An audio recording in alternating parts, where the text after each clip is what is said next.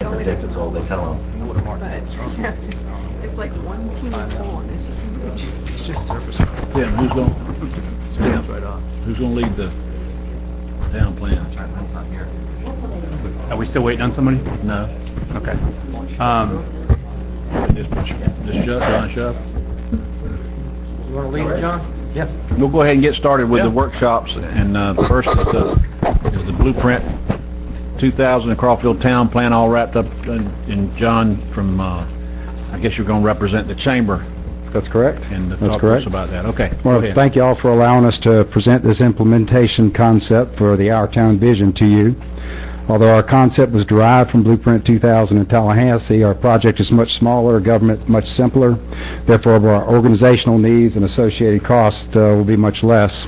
In a word, we would like for you to consider allowing the business community and citizens to help, with the help of our county staff, to develop a plan for implementation plan for our town. We're all aware of the pressing developmental problems that we must deal with from past generations of developers that were not as committed to quality as many of our current ones are. We all struggle with how to solve these problems because we simply do not have the critical mass needed to deal with them. The Chamber feels that Wakulla's population demographics warrant additional commercial development and the commensurate tax revenues to develop that critical mass that we need. What we lack is adequate transportation and sewer infrastructure and the curb repeal to attract that development, the associated jobs, and those additional tax dollars. The Our Town design will be the template for our concept. Our goal is to bring proposals back to you for your consideration that sets up a referendum for the 2012 ballot, allowing our citizens to decide on implementing a targeted sales tax to fund a long-term project plan. This plan will include specific projects so the voters will know exactly what they're voting on and what they're paying for. We feel that what we will present to you tonight will give us our best chance at meeting the vision that was developed in the Our Town Plan. Our first speaker tonight will be Planning Director for Blueprint 2000, David Bright. He'll be followed by Mark Mushton, the member of the original Blueprint Committee, a current City of Tallahassee Commissioner, and an attorney. We would like to allow, somewhere in the neighborhood of 20 minutes each for them to make their comments and to field questions. And after which, Paul Johnson will close, and we thank you for listening to us this evening. Okay, thank you. David, go ahead. Thank you, John. It's a pleasure to be down here in Wakulla County. Usually I'm down here either on my bike at the beach or with a beer in my hand, so this is quite a different arena to be in, the County Commission chambers. Blueprint has been in existence since around year 2000 when the voters approved us, and the first staff was hired in 2002, so I've been there about 9 years. It's a great program from Tallahassee, Leon County, and I'm sure some of the philosophy and some of the projects types that we did will be very appropriate for Wakulla County. The original Blueprint concept came from a group called the Economic and Environmental Consensus Committee. It was a 13-member group of Tallahassee citizens, very diverse group, and very interested in the future of Leon County. With the comp plan in existence and concurrency issues facing us and environmental degradation, the group got together and said, we need to make some changes. We need to keep a funding source available so we can continue to grow. So with those two things in mind, the committee came up with what was called the Blueprint 2000 and Beyond report, providing a list of projects which would help bring the community through the next 20 years. This is the actual ballot language that was on the year 2000 ballot. As the rest of the world was fighting the presidential battle in Florida, we had won the election with 63% of the voters. Can you see the ballot language indicated general types of projects? We had a balance of green projects and gray projects. It required audits and provided input and commentary from our Citizens Advisory Committee. Our tax is effective through December 2019. In order to get the projects moved ahead and onto the ballot, the City of Tallahassee and Leon County signed an interlocal agreement. It listed specifically the projects which were to be completed via the tax, and with those projects that generally were marketed to the public prior to the vote. There were two tiers. Tier 1 were the highest priority, and then there was a second tier of projects which we didn't think we'd really be able to get to with the funding, but we wanted them listed just in case opportunities came around.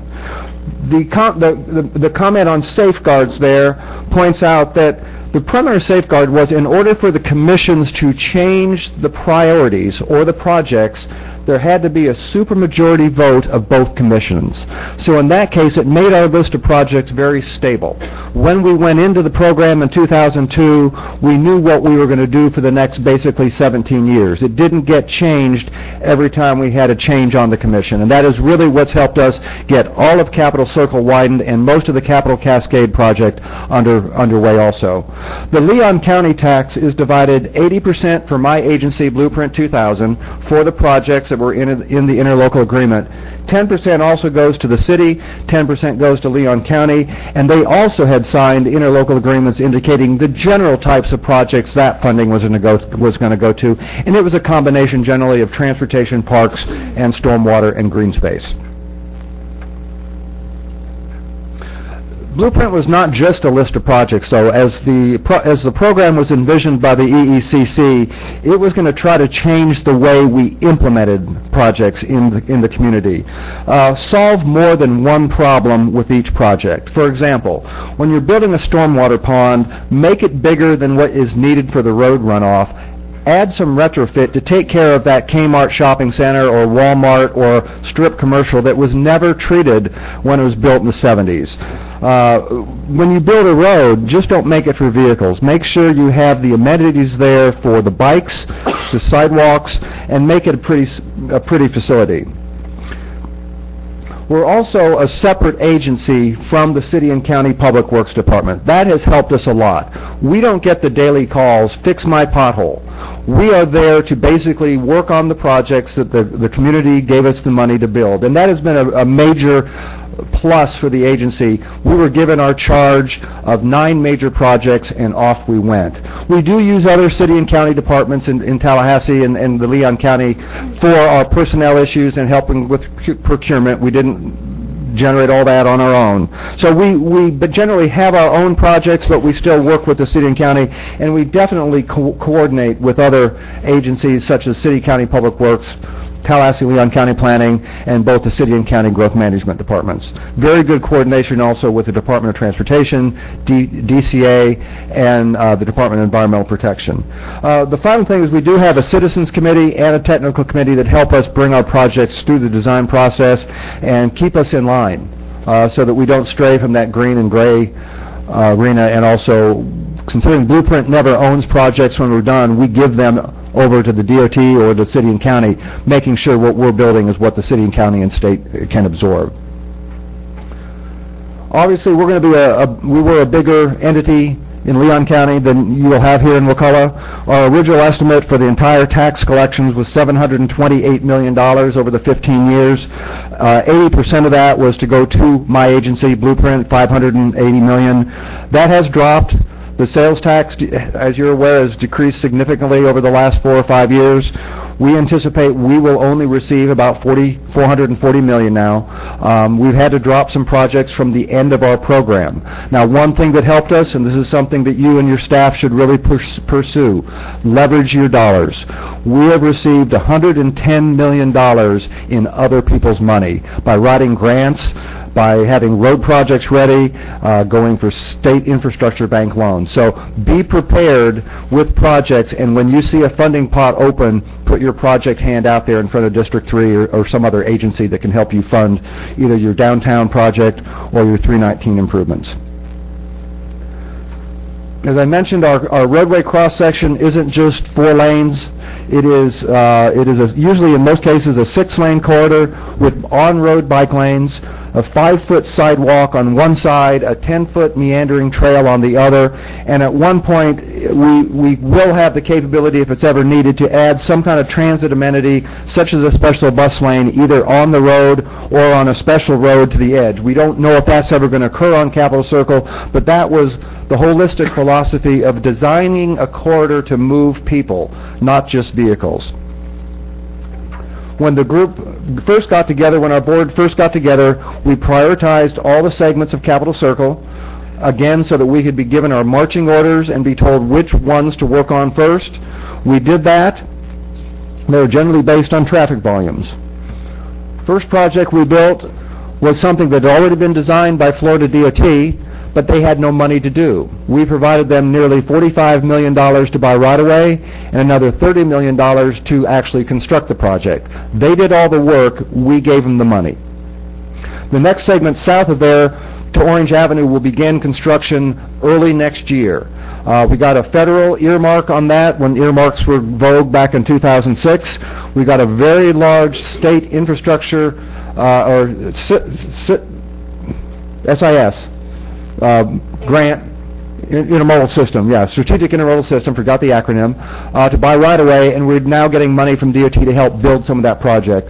Along the 90 down to 10 section, we built a stormwater pond to handle the road right-of-way and the road water, and also 70% of the capacity in this pond is for retrofit of properties on West Tennessee that were basically just going into Gum Swamp, ending up in Lake Munson and ultimately in Wakulla County. So we're very proud of this project. It included a trail, lighting, and it's become a little mini park for the west side. But again, it wasn't just an ugly DOT stormwater pond. It was built as an amenity to the west side of town. On the east side of Tallahassee, Blueprint 2000 built a section of Capitol Circle Southeast from Connie Drive, which is just south of Appalachian Parkway, to Tram Road. This is the intersection at Blairstone. Good thing about this one, much of the right-of-way was provided during two DRIs, developments of regional impacts, which occurred in this area. The State Office Complex went out there, and Southwood went out there. So considerable amounts of right-of-way were provided as exactions in those developments.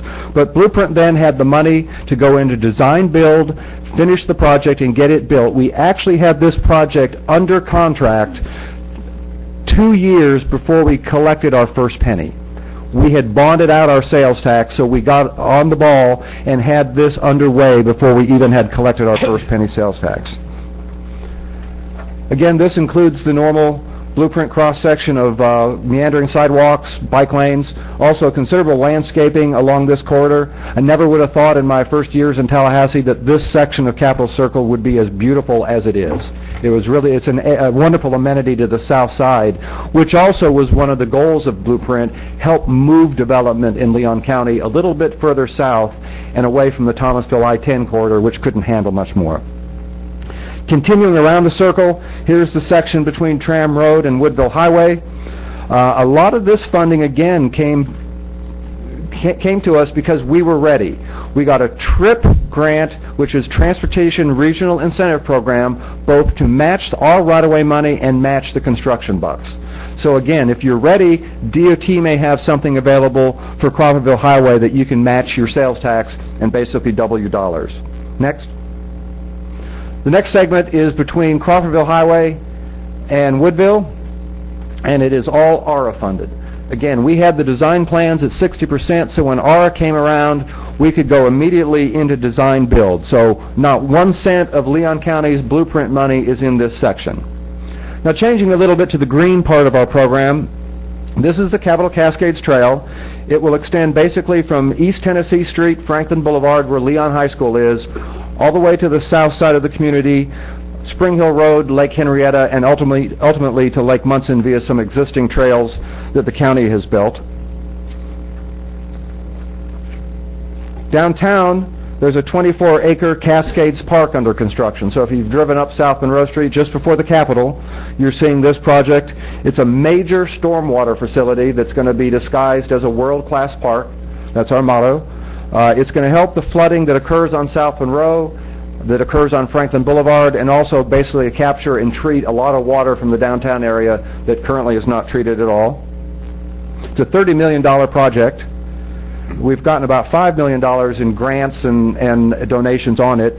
Also, from the park to the west will be this signature bridge carrying the bicycle trail toward the FAMU and FSU campuses. But we did get a $1 million enhancement grant to help design and construct this, and this is something that your local staff as part of the CRTPA could go for some of your projects, and I think you have for your Cascade or your Capitol to the coast bike trail. Also, one of our major successes was in the eastern part of Leon County, all the sinkhole complexes. We put a group together called the Consortium of the St. Marks River, and together we have protected over 2,000 acres of the northern part of the headwaters of the St. Marks. About 1,000 acres either fee simple or conservation easement, and about another 1,000 acres the Nature Conservancy purchased, and then it was taken over by the Fish and Wildlife Commission. And this property all connects with the large holdings that the state has eyes on all the way through Wakulla County along the St. Marks River to protect virtually the entire corridor. There have been some challenges. Number one, I think the issue of dropping sales tax revenues has been real hard. We had to reprioritize some projects, and some of those that got prioritized high were the ones that we could get grant money to match. And a lot of grant money occurs for transportation-related things, so we built a lot of gray, pushed some of the green out, or had to delay it. Stick with your projects.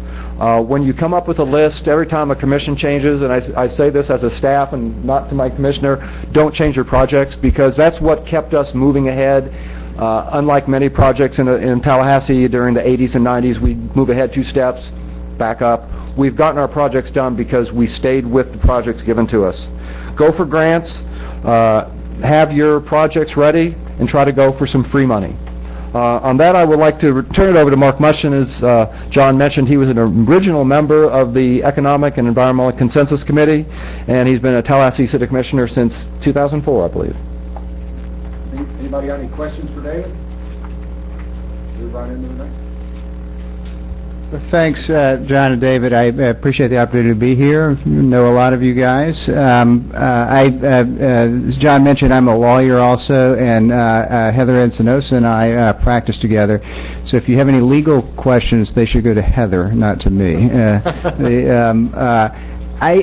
David covered this pretty well. I'm just going to hit a couple of things, and then if you guys have any questions, I'd be glad to answer them.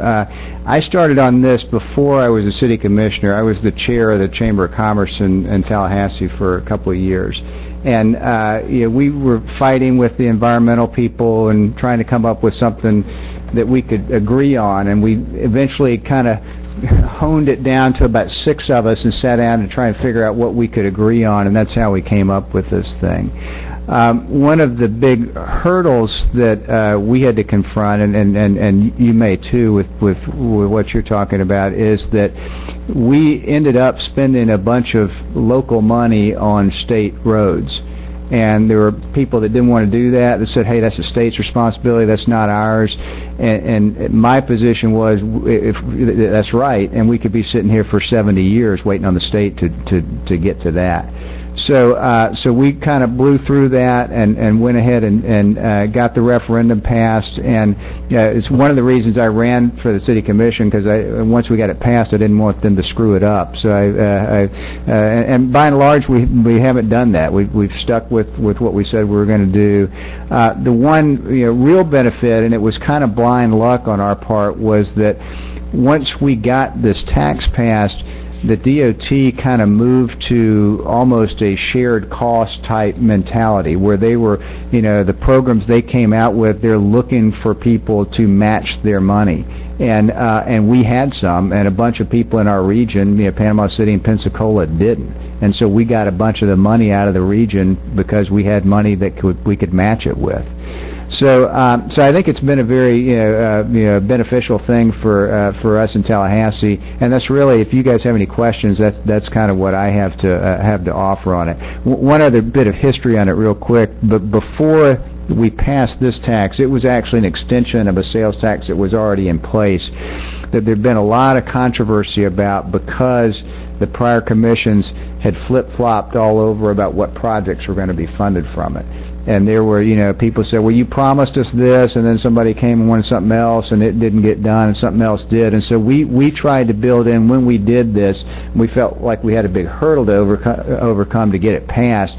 We built in all these safeguards that basically meant that once we agreed on these projects, they kind of had to get done, that we weren't, without a super majority of both commissions could we change the projects. And as a result, we haven't changed very much at all of it. But anyway, that's my presentation. If you have any questions, I'm happy to answer. Hold on. Well, I have one quick question. I also want to encourage everyone by the door to come in. There's plenty of seats on the other side. Do you have any advice? Right now, it appears our Chamber of Commerce is taking the lead. Is there anyone else you think we should be including in this as we move forward to try and help get community support? Well, what we did, and we kind of hatched the idea with a group of citizens, and then kind of tried to broaden our base and get everybody in the loop. So we ended up, having trying to pick people from different areas and say, hey, here's our idea, come in, give us your thoughts, we've got time and room to massage it, and we did make some changes to it before it went to the voters. So that was kind of how we approached it, which I think is not dissimilar with what you're talking about here. I mean, we added people on, tried to get their input, but came in with a general idea of kind of what we wanted to do. So trying to keep the politics out of it, I could foresee that. I mean, this committee that you put together, did they do all the campaigning for it, educating the public on the need for it, and the politicians stayed out of it? How did that function? We didn't have a lot of organized opposition to it, and so the committee kind of took the lead on pushing it. I don't think there was any city or county money that went into the referendum. They did put up some of those signs that says, penny, here's what your penny did, and that sort of thing. But other than that, I think that's all they did. So it was pretty much a private effort to push the referendum. And it seemed to work pretty well. Is the CRTPA involved in any of this process? Do y'all have to go to them, and it's all separate from them? Right. I mean, the only thing, their only involvement is in terms of getting DOT money, getting projects high enough on the list so that they'll be, DOT won't do it unless you're near the top of the list in terms of what the region's priorities are. So that was the only real connection there. But this was the money source, so it was... We coordinate with them. They are on our technical committee, and I serve on their technical committee, so we keep the information flow going. Okay. Looks like most of the focus is on Capitol Circle. That be an accurate statement? Yeah, that was controversial. Some people didn't want to do that, but it was, I was thinking, God, we'll be here 70 years from now, and Capitol Circle will still be a 2-lane road. So, were there any other road projects done besides Capitol Circle? Or was that pretty much the trail and then the Capitol Circle? We have a little bit of money on the Mahan Drive project. That was a Tier 2 project, so it was listed in the blueprint book.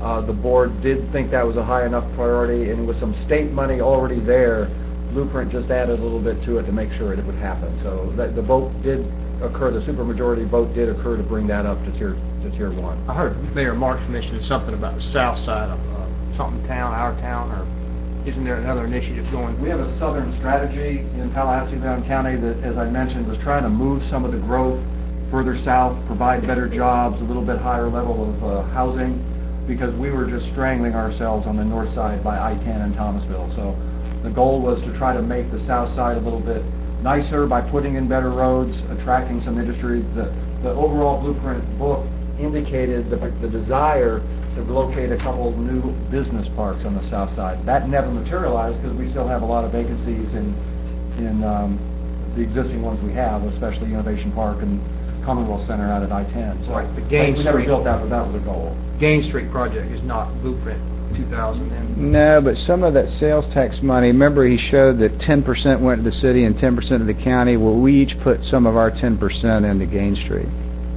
And Blairstone was before this? Yep. Okay. Okay. Anything else for these gentlemen? Did the state ever pay you back any money that you spent on any of these projects? I know sometimes they would let somebody else front the money and they'd program the money in the future and then repay it. I don't know if They did. We got about half of the right-of-way money for Capitol Circle Northwest, I think, has been paid back or still is being paid back. When we started our projects, the city and county were still getting paid back for money they had loaned DOT on Capitol Circle Northeast and I think Crawfordville Highway. So we were already in line. Now, as I mentioned, we also matched our money on Capitol Circle Southeast on that TRIP program. So that was a 50-50 share. We got $42 million to buy right-of-way on Capitol Circle Northwest from 90 South. So in effect, most of our projects that we have built have been about a 50-50 partnership.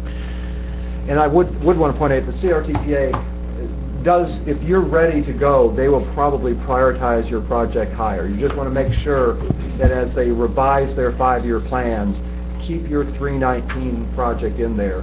Even if DOT doesn't have the money, make sure you show it as funded by others, because they didn't want to put Blueprint's projects in there because DOT had no money. And that hurts you if you can't tell your legislator or what somebody, it's number 1 or number 2 in the CRTPA's plan. So make sure that your input into that committee makes that project visible to people who are looking for things to fund. One of the things you discussed was how the new project that's being done between Crawford Highway and Woodmill Highway, which will be great for the people of Wakulla, because so many work at the state offices, but you use stimulus funding mainly to fund that.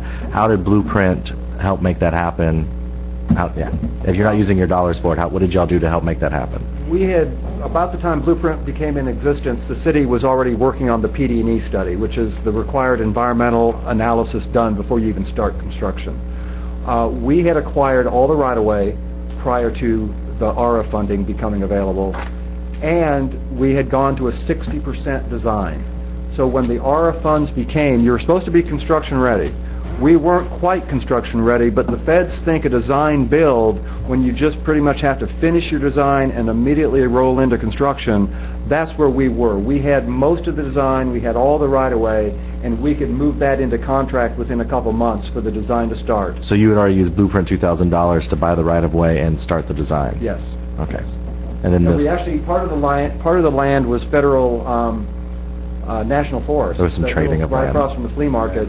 We just got an easement through that. But that took a while to get done. It wasn't real simple. It was one of those things you had to jump through hoop after hoop to get it done. But we were basically construction ready in the eyes of Federal Highway Administration, and that's why we got about $9 million. We had $13 million, but the bid came in only at $8.5 million, so we had to give the rest back. You could have gave it to us. Okay. Any more questions? John, who's going to wrap up? Oh, okay. Commissioners, really appreciate the opportunity to come before you today and explain this to you as a proposal. What we're really looking for at the end of the workshop or after you deliberate and consider this is to request that you direct staff to work with the Chamber of Commerce, the Economic Development Council, to try to put an implementation and a budget plan to go forward. The initiative that the Chamber has put together is called the Our Town Initiatives. It's based on your Our Town plan that was produced by Kimberly Horn. We feel that's a very good plan. A lot of citizens in this room have worked on that plan since 2005. We believe there's a consensus of the residents and businesses and interest in Wakulla County to make that a reality.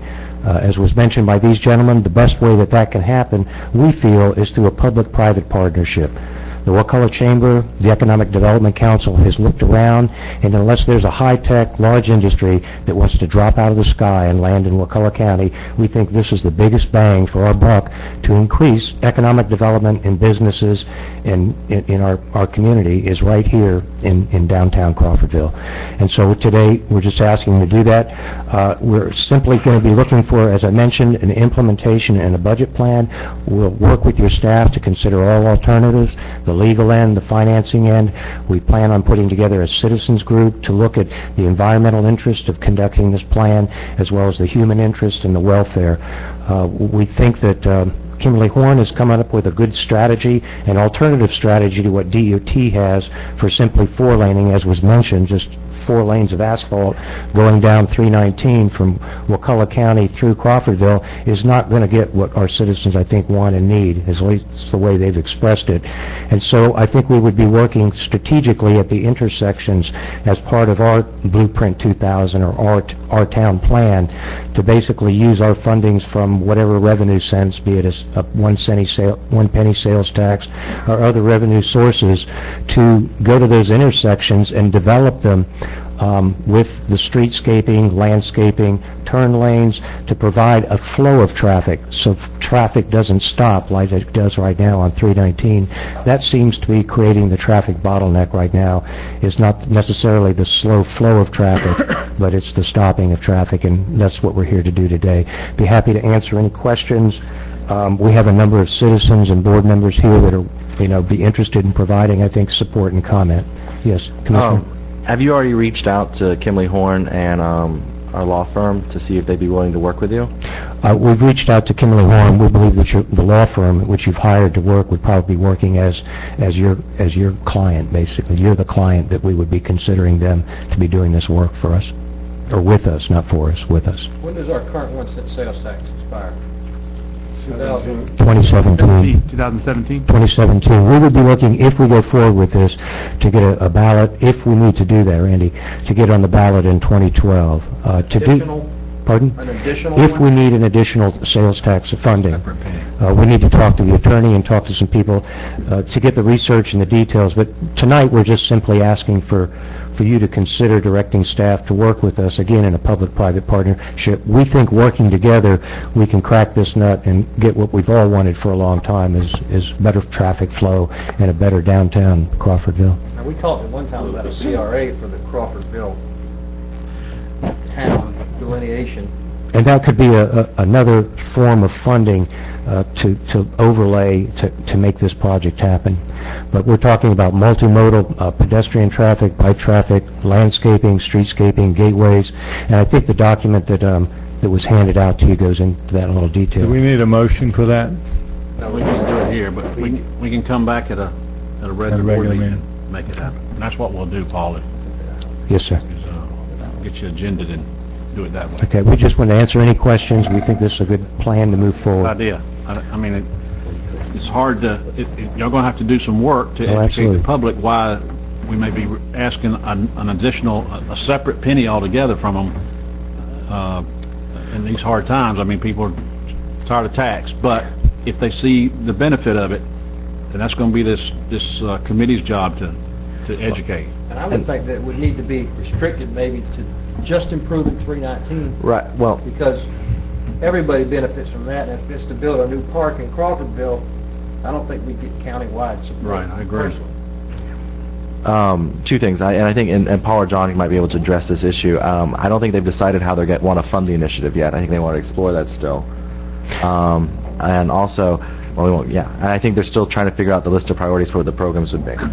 Right, and we would rely on that citizen group that we would put together that would involve the stakeholders and interests within, and we really envision this, as Blueprint 2000 did, to be a long-term multi-project, and the R-Town proposal for Crawfordville would just be the first step. This could be a continual project. We think that if any place within Wakulla County, the downtown Crawfordville area, everybody would benefit, particularly those communities south and west of here.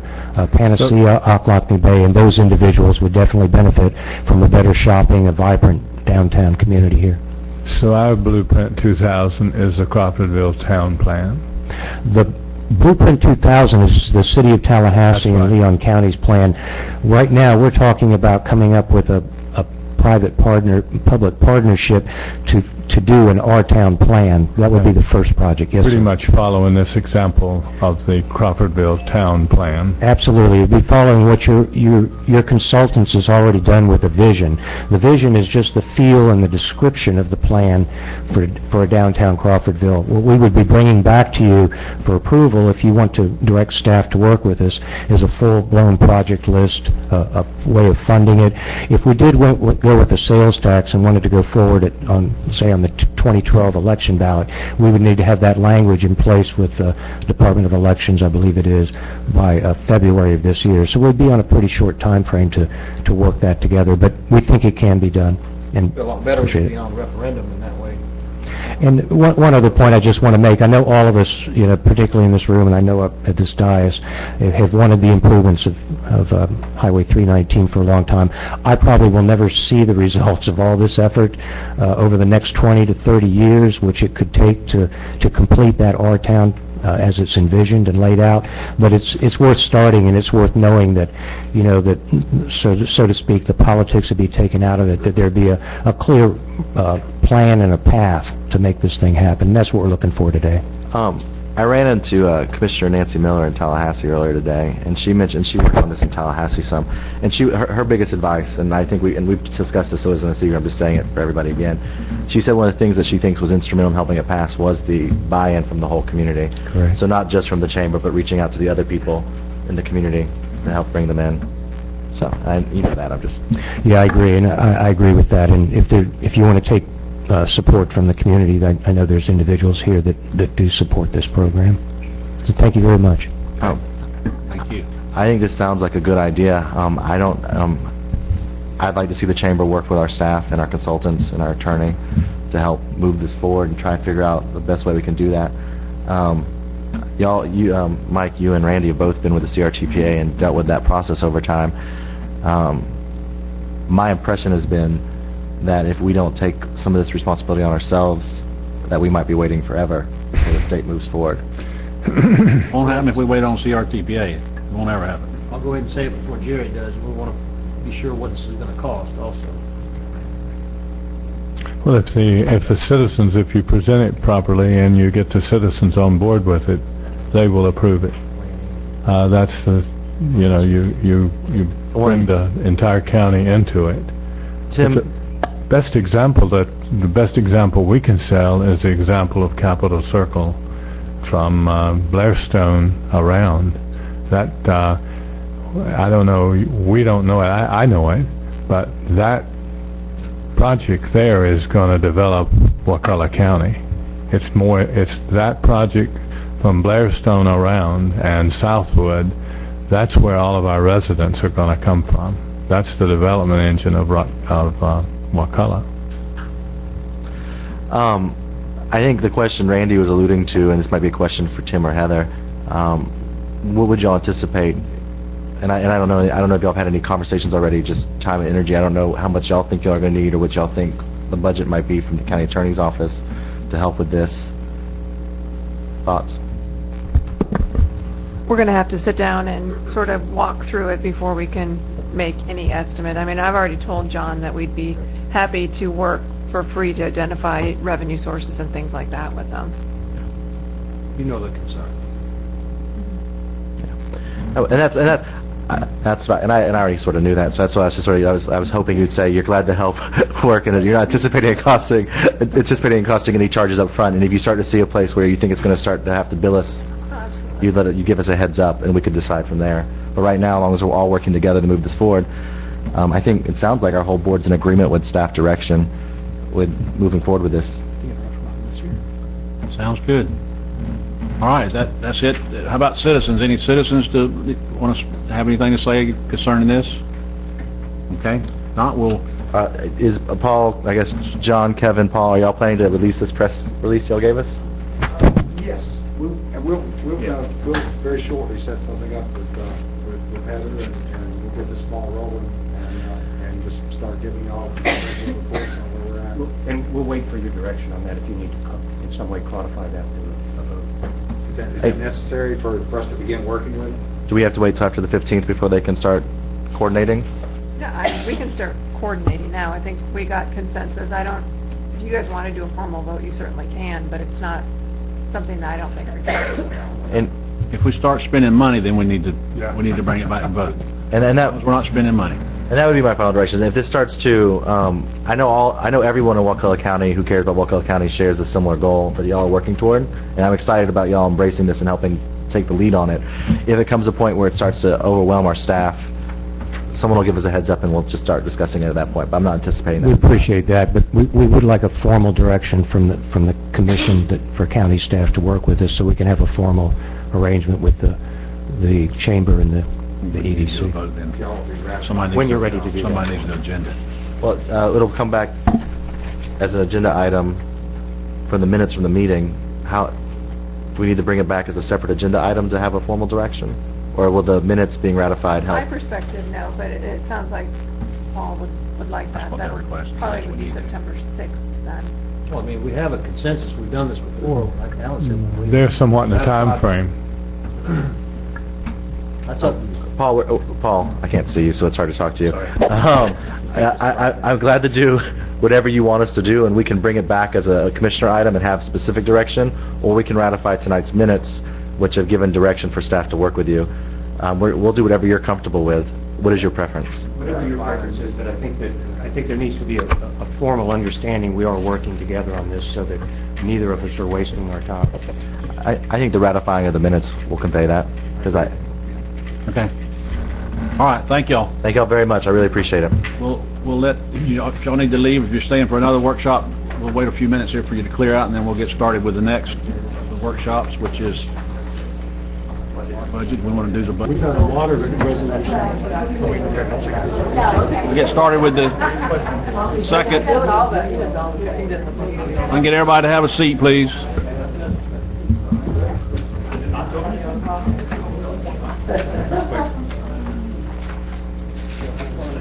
Okay, we'll get started with the budget workshop here now, and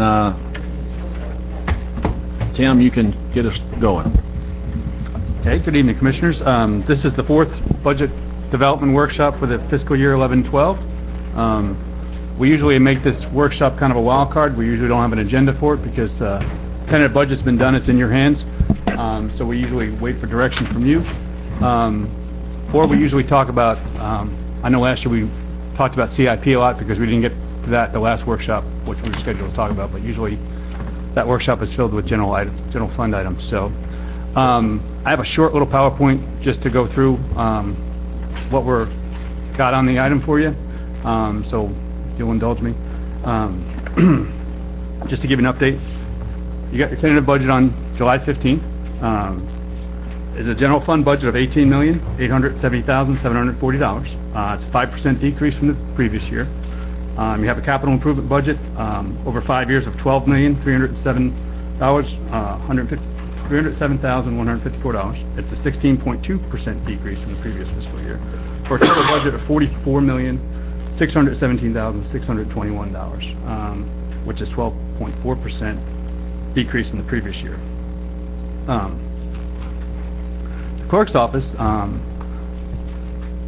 did a summary of the budgets for the last 5 years, going back to 06-07, just a comparative to see where we've increased, decreased, just basically giving us a 5-year look back at our budget. I've included a brief summary of it in your item, and not in your item. Your item has the full analysis of it, but your PowerPoint here and your agenda item has a brief summary of it. Just to highlight some of that information, the BOCC budget, when you minus out all the additions and the subtractions of departments and all that's happened in the last 5 years, it's 4.5% lower than we were in 06-07. Overall, with the constitutions included, we're 1.05% lower than we were in 06-07. So I just want to highlight that I think that we've been heeding the call that the board has been making and the public has been making over the last few years to reduce the budget. I think we're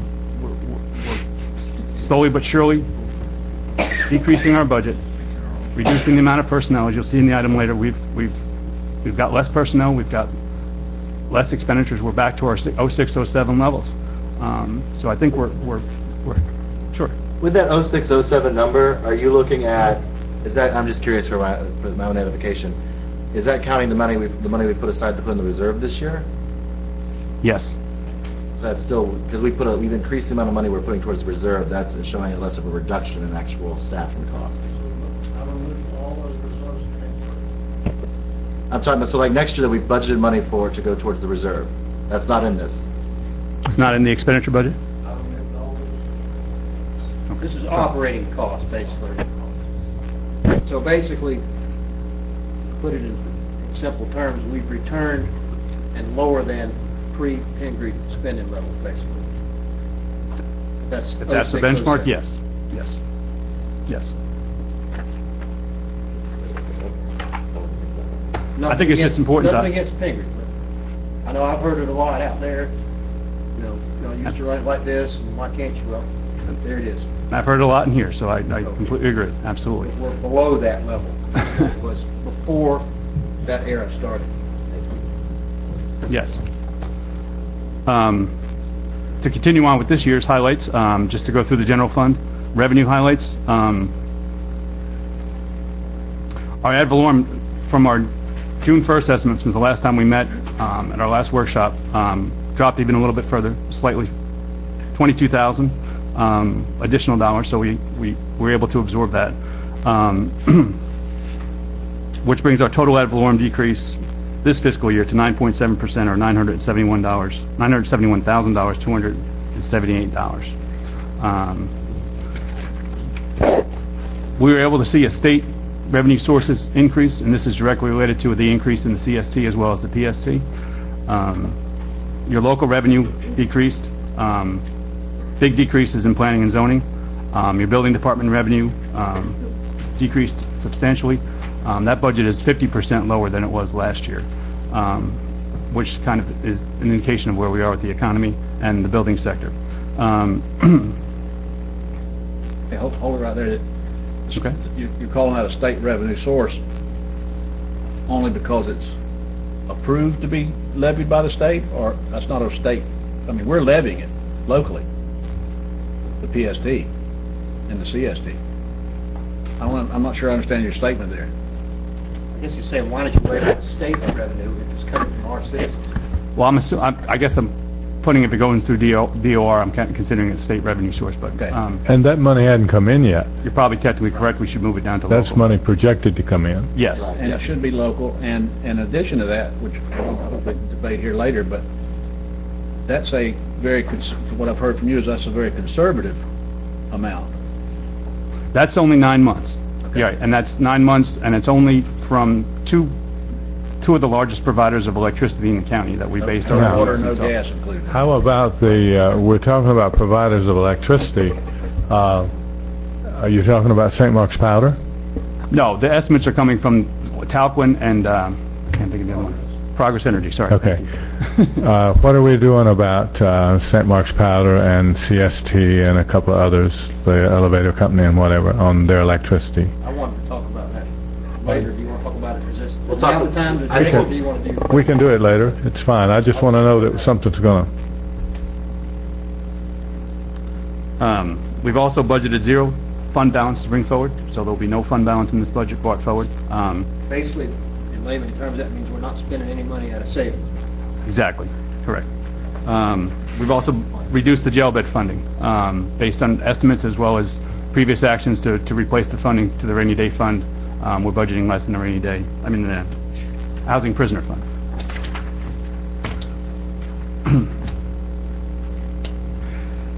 At the last workshop, the board directed the staff to cut the budget an additional $409,629. This was after all the reductions that we were making, the reductions in staff.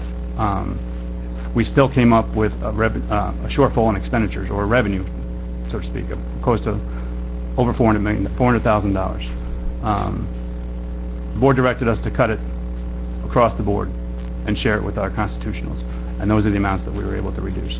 The board portion absorbed the supervisor elections reduction because he's got some elections coming up this year that he wasn't able to reduce his budget, so we absorbed those If you can, talk into that microphone so I can hear you.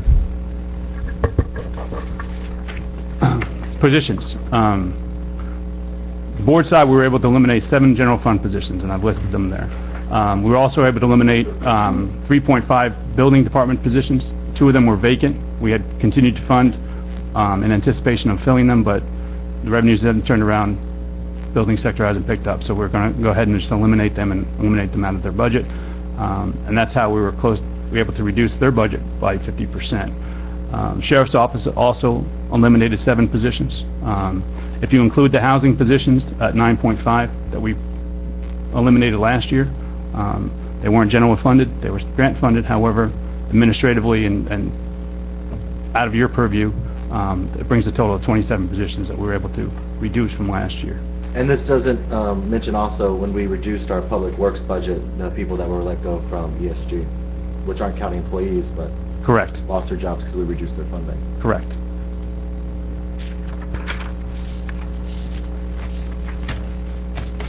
Increased reserves. This year we were able to increase our reserves by $270,000. We've got a budgeted amount of $480,000. Last year we had $130,000. So we're on the right track. We're budgeting our reserves. If we don't spend it, that'll fall to fund balance at the end of the year. Tim, correct me if I'm wrong, but even though last year there was $130,000 budgeted to go to reserve, there was $220,000 budgeted, or there was also an amount budgeted to come out of it, correct? Yes. Yeah. So the offset was a negative balance. Yep. You're absolutely Never correct. really understood. Yep.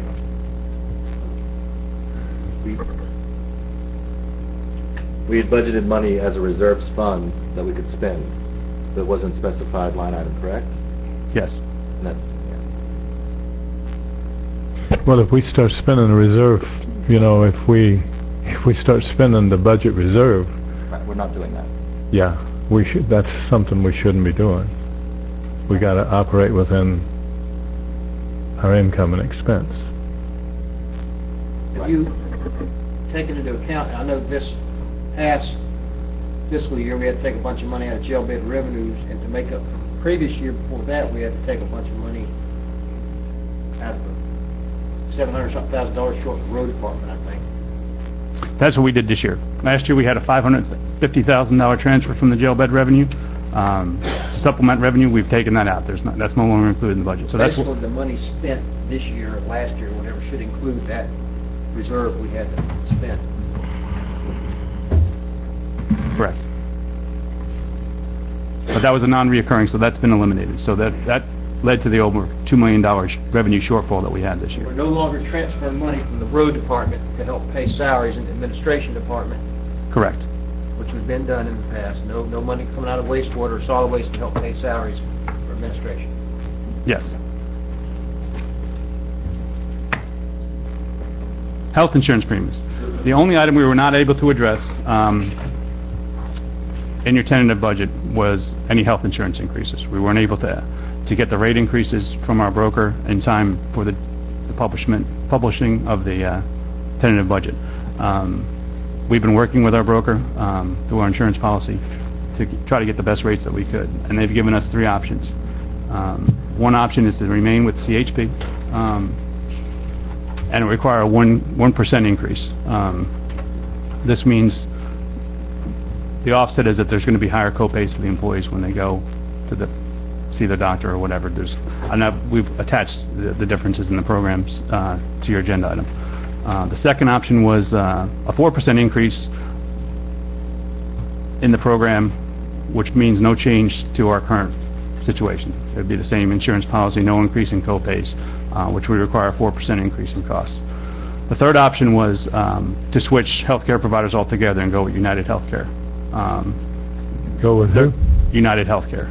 They're slightly cheaper, but it would require staff to change their doctors. It would still be a co-payment, obviously, from the employees. But overall, we've got the pros and cons listed in your agenda item. There's a few that our broker provided for us, and she did not recommend it. So, Just for me to be clear, this is the page you're talking about, the options. It says Capital Health Plan Current HMO Premier. That's what we have now? yes, Okay, and the Capital Health Plan Alternative 1 Capital Selection is the 1% one, right? yes, yes, That's where you're saying we're increasing copays. yes. Office visit copay looks like it's the same, right? I don't want to dwell into this too much. Emergency room goes up. The urgent care goes up. Emergency The room goes up. outpatient surgery goes up. $150 actually. Yeah, I'm going from memory.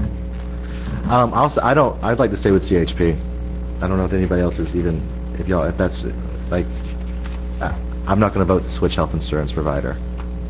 Plus, there's a deductible for United Healthcare automatically, so that's included in the cost analysis. So,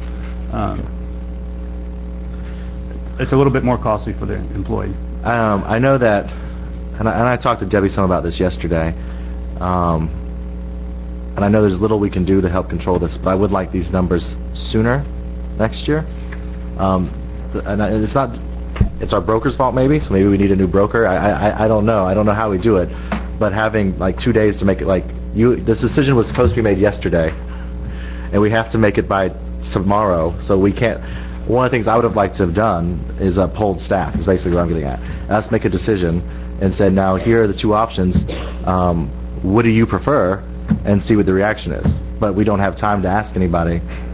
I think we can be reasonably assured that the employees would like to keep exactly what they have right now. Right. Not reduce it. Well, one of the things, and we'll see how the conversation goes, that I discussed was to change it to increase the copays and bring up to 1% increase is $15,000. I think we could probably absorb $15,000 in cost to keep things where they are and not increase the copay, it's $65,000? Or, yeah, 64. $64,000. That's harder for us to absorb. So the question I would have liked to have asked was, would you rather us do $15,000 and you have an increase in copays, or would you rather us cover $15,000 and you pay that extra 3%, the extra of the money increase, and you keep your copay low? We don't have time to ask that question, so we can't even really have that conversation. But that's why I'm saying that's my frustration. Understood, Commissioner.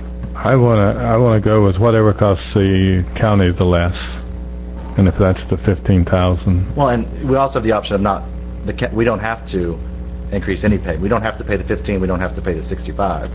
But our employees have seen an increase in their health insurance. The cost comes on. It'll either be paid by us or by our employees directly. So I mean, just be aware of that in the conversation also. Tim, this says, if I'm reading this right, annual premium current is $1,015,206. Renewal is $1,055,821, which is a difference of about $40,000.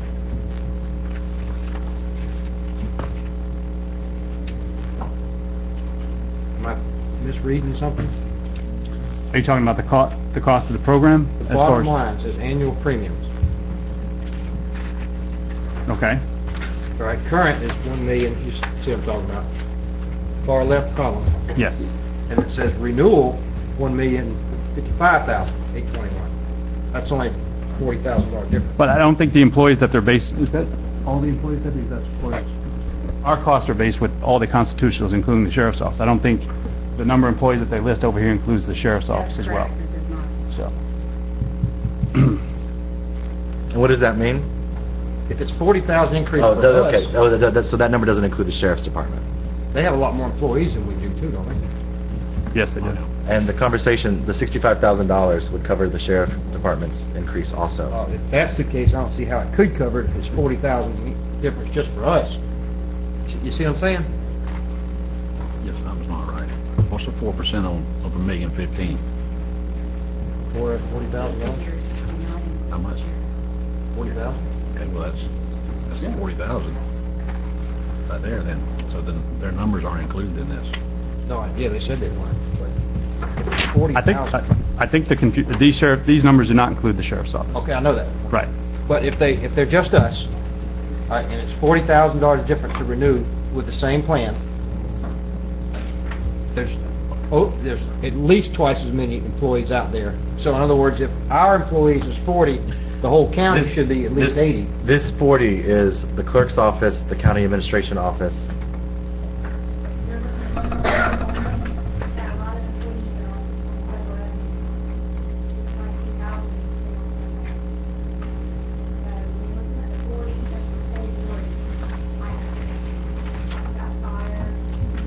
Not the sheriff. But not the sheriff. But if we, in the argument that Tim's making, that if we're going to move forward with absorbing the cost of the employees, if we wanted to absorb that, we should take what he's saying is we would take the $65,000 that would cost to do that and take it from the money we have budgeted to go towards next year's reserve. Right, yeah, I understand. And that way no one would have to find, Mary wouldn't have to find another 20 grand in the sheriff's budget to do that. We would absorb that cost. I understand 100%. Okay. Okay, now, are you through with, we keep getting derailed here. I want you to finish your presentation and then we'll come back and work on all these things one at a time. That's what I think. Let's quit getting off track. You want to finish what you were doing, Tim, and Sure. we'll get back to this. I think you guys have pretty much covered. The only thing I haven't covered is the capital improvement projects. When we did the capital improvement projects, we kind of looked at projects that our goal was to eliminate a lot of spending this year, to take a year off, do a moratorium on spending. There was a few projects that we did budget. We budgeted for the old Shell Point Road. We had started that project last year. We cut it off in midstream. We recommended we continue funding that project to get that project done. There was a grant match for TDC that the board had committed to for $25,000 over 3 years that we budgeted from the 1 cent sales tax that we've kept in there. There was some library funding that we've also put in there for expansion that could be used towards our local match. We also had budgeted some sheriff's requests for vehicles from the impact fees. And we also budgeted community center funding for, from the 1 cent sales tax as well as the impact fees. What staff has done in hindsight is we've gone through and pulled out all those projects outside of the grant match, outside of the Old Shell Point Road and the library. I think that's the last of them. And put the rest of those projects, Sheriff's Project, Community Center, back in the reserve in those funds. If at time that those projects are ready to kick off and there's funding available, then we can readdress them. But in order to keep the mind and the focus on reducing expenditures, we've gone ahead and recommended that we put any of that funding back in the reserves in those respective funds, just to let it build up for the year and not have it there available to spend. So, if at such time these projects become viable and the board wants to move forward with them, we'll bring something back to the board, request the board approval to take them out of the reserve. But we just wanted to, therefore, it kind of reduces the amount of money we're going to be spending this year in the CIP, outside of those special projects that I've listed. So that's kind of the update we wanted to give you. We've attached an updated CIP summary for you to review, but we just thought it was more responsible to stay in the mindset of reducing our expenditures. So and that's kind of the lump sum of the item. Okay, let's deal with the insurance issue first. Let's try to get a resolution to that, see what the board wants to do. I know what my option is, but I'd be in favor of the 4%. And well, we're going to be in favor of the 4% and pay for it out of the reserve. Okay, I know everybody doesn't like government employees, but they had their salaries cut this past year, the 3% reduction, the no raises. And we're cutting staff way back. Everybody's been asked to do more. So, sorry, Jerry, but that's just, it's not physical neutral. Okay, Alan, where do you stand with it? I'm willing to, my inclination is to go with the 1% and higher copay, but I'm willing to have the discussion as we go through our budget about the 4%. And I don't mind pay. I think we can find the 15,000. Yeah. I'm in the 1% bracket. We're still trying to balance the budget, and this, everything that we can do to balance the budget is, in my opinion, what we should do. So I'm going to stay with the 1%. And I too am for the 1% option, and I've talked to a couple of constitutional officers, and they're in agreement with that. And I'm going to be very blunt with you and say that we need to do the 1% and pass that increase on to the employees. Guys, and I'm going to talk more about it here later. It's not going to be very popular, but we're in hard times, and we got to take drastic action. And if we keep just simply taking it out of the reserve, then pretty soon there's no reserve. We're right back here where we were last year with no reserve. You can say, well, $15,000 is not much. Well, it's not much, but we don't have much to start with. I'm just pleading with you to consider everything I'm going to ask you to do tonight. I'm just one vote. I know how I'm going to vote, and that's what I'm going to say is that we go with the 1%, and we have to. We just have a lot of people who don't have jobs, and those same people who don't have jobs don't have insurance. And those same people are losing their homes. And I appreciate Tim. I think it's a noble thing. And Tim and I have already had this discussion, and we didn't agree. But he's doing the right thing by his people. His folks have taken the hardest hit of all employees because they've had to have furloughs. We've had to lay off people. So I think it's a noble thing you're trying to do, Tim. I'm saying in public that we can't keep going down that road. We got to pass the cost on to the employee. Tim, how much money have we budgeted of expected revenue from next year moving towards the reserve? This isn't money that we have in reserves right now. This is money we're budgeting to put towards reserves next year. $480,000. Yep. Did I not see that we had a shortfall in revenue just since our last budget of 22,000 somewhere? It was the ad valorem. Yeah, but that's next year's budget has gone down. We're going to get $22,000 less than we anticipated. And next year. So we had to remove another $22,000 from our next year's budget. It's still balanced. Yes. So do you need guidance tonight? You need that tonight to move forward with what policy to use, right? Either the 4% or 1%. I'm also, and before you speak real quick, I'm also going to encourage you, Commissioner Arntz isn't here with us right now, and I don't want to ever put words into her mouth, but trying to anticipate which direction she may go with this. I know, I'm just putting it out there, something to keep in mind. Well, you can't say that. I don't know which way she'll go. I'm just... We know she's not here. That's Yeah. I mean, I'll be fine with the 1% thing. I guess the discussion now is whether we're going to absorb it or the employee absorb it. There you go. I think our revenue projections for that tax are very, very, very conservative. I think even if we reduce the industrial, which I'll propose later, we're still going to be getting more revenue than what we're budgeting. That's my opinion. And I mean, I think we've asked the employees, and I'm not a county employee. I've never been a county employee till now, but that's the 4%. If we find the revenue, then basically this is something that we could bring back, but we This is don't. a decision we have to make today, because we I have to know. tell CHP tomorrow. That's correct, but it's, yeah. Well, let's just have a straw vote. Yeah, come on. Yeah.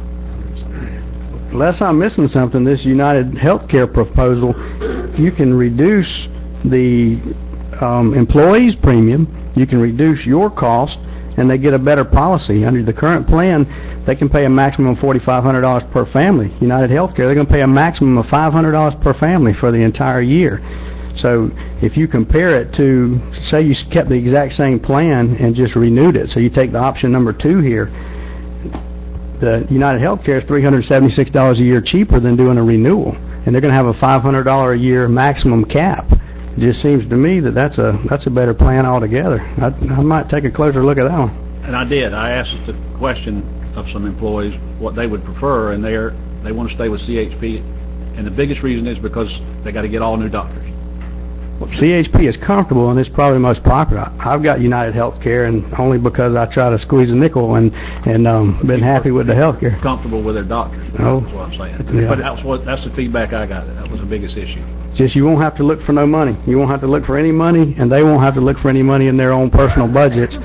It may mean changing doctors, but they can still get good quality health care, and nobody has to dig a little deeper. I don't think you're reading the item, Mr. Thomas. It will be an increase in cost, because they got 200.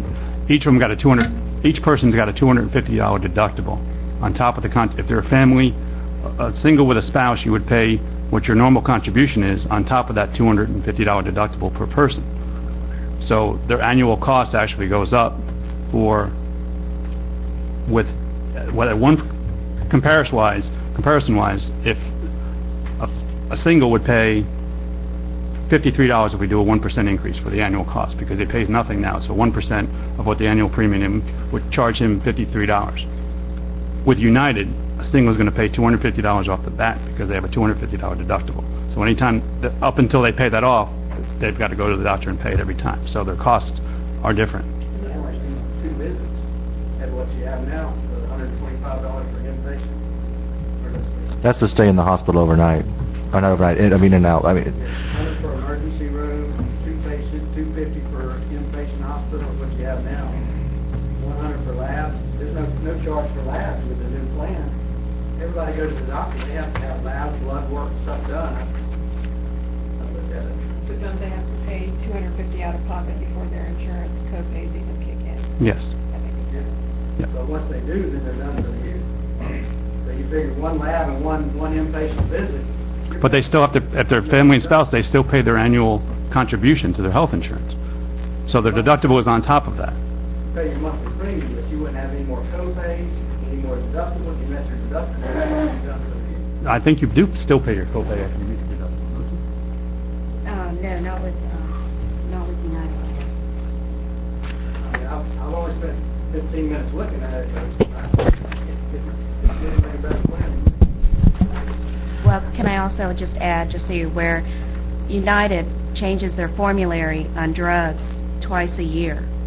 So an employee could be looking at an increase in their prescription copays at least twice a year. And also, United's formulary is different than Capital Health's formulary. So right off the bat, if we should decide to change, employees could be looking at a different copay with their current prescriptions. I don't want to make people change their doctor right now. That's the biggest issue with all these different things. It takes people a long time to get familiar. You have CHP has a lot of doctors in the program, so if you want to switch your doctor, you have the option. But once you get familiar with the doctor, I know I don't like to change my doctor, and I'm assuming that's the way it is for most people. The longer they've worked with you, the better they know you. Okay, let's get a straw vote on the. Okay. We're hung up on the 1%. Can we all agree that the 1% is the option? Now, I guess the question is, do we want to fund that 1%? No, I don't want to fund it. A no here, a no there. Yes. A yes on those ends. So we have an impasse. Ms. Harris is needed right now. She don't understand. I mean, it's too hard to. Okay. Well, then I'll have to change my vote then. Which I Al can can do. change his. So you're saying you're hard-headed, you're not going to change yours? I think we've asked enough of the employees. I know they're government Randy? people and probably Randy? get put down for it. I agree all day long with you, but If it was $50,000 or it's $15,000. And that covers everybody from us to the sheriff's department. You just can wait until you have a board, as long as Tim has direction on the 1%. 1%, whether or not we how have to it's pay for funded, it. That's you true. wait until you have. I would like to know the real number too. Exactly what it is. It may be 12,000, it may be, if it's 28,000, I might decide different. You know what I'm saying? That's fair. I'd like to know what the All right, so number we're giving is. you guidance then to go with the 1%. 1%. Stay with CHP. All right. The next issue in my mind then is, and I'm gonna start the discussion about this, and y'all can throw me on the ear, but please hear me out. Is this 10% PST, public service tax? I felt like I was a little abused at the meeting that we approved it, and I can't blame anybody but myself. I cast the vote, but I know that I talked very clearly about the fact that I wasn't crazy about setting it at the maximum, which was 10%. I said, I gave y'all three options. I said, let's make it revenue neutral. We go to the extreme and make it 10%, or we settled somewhere in between. That was the three options, and we sort of, in one fell swoop, we voted to make it 10%. I think the vote was 4-1.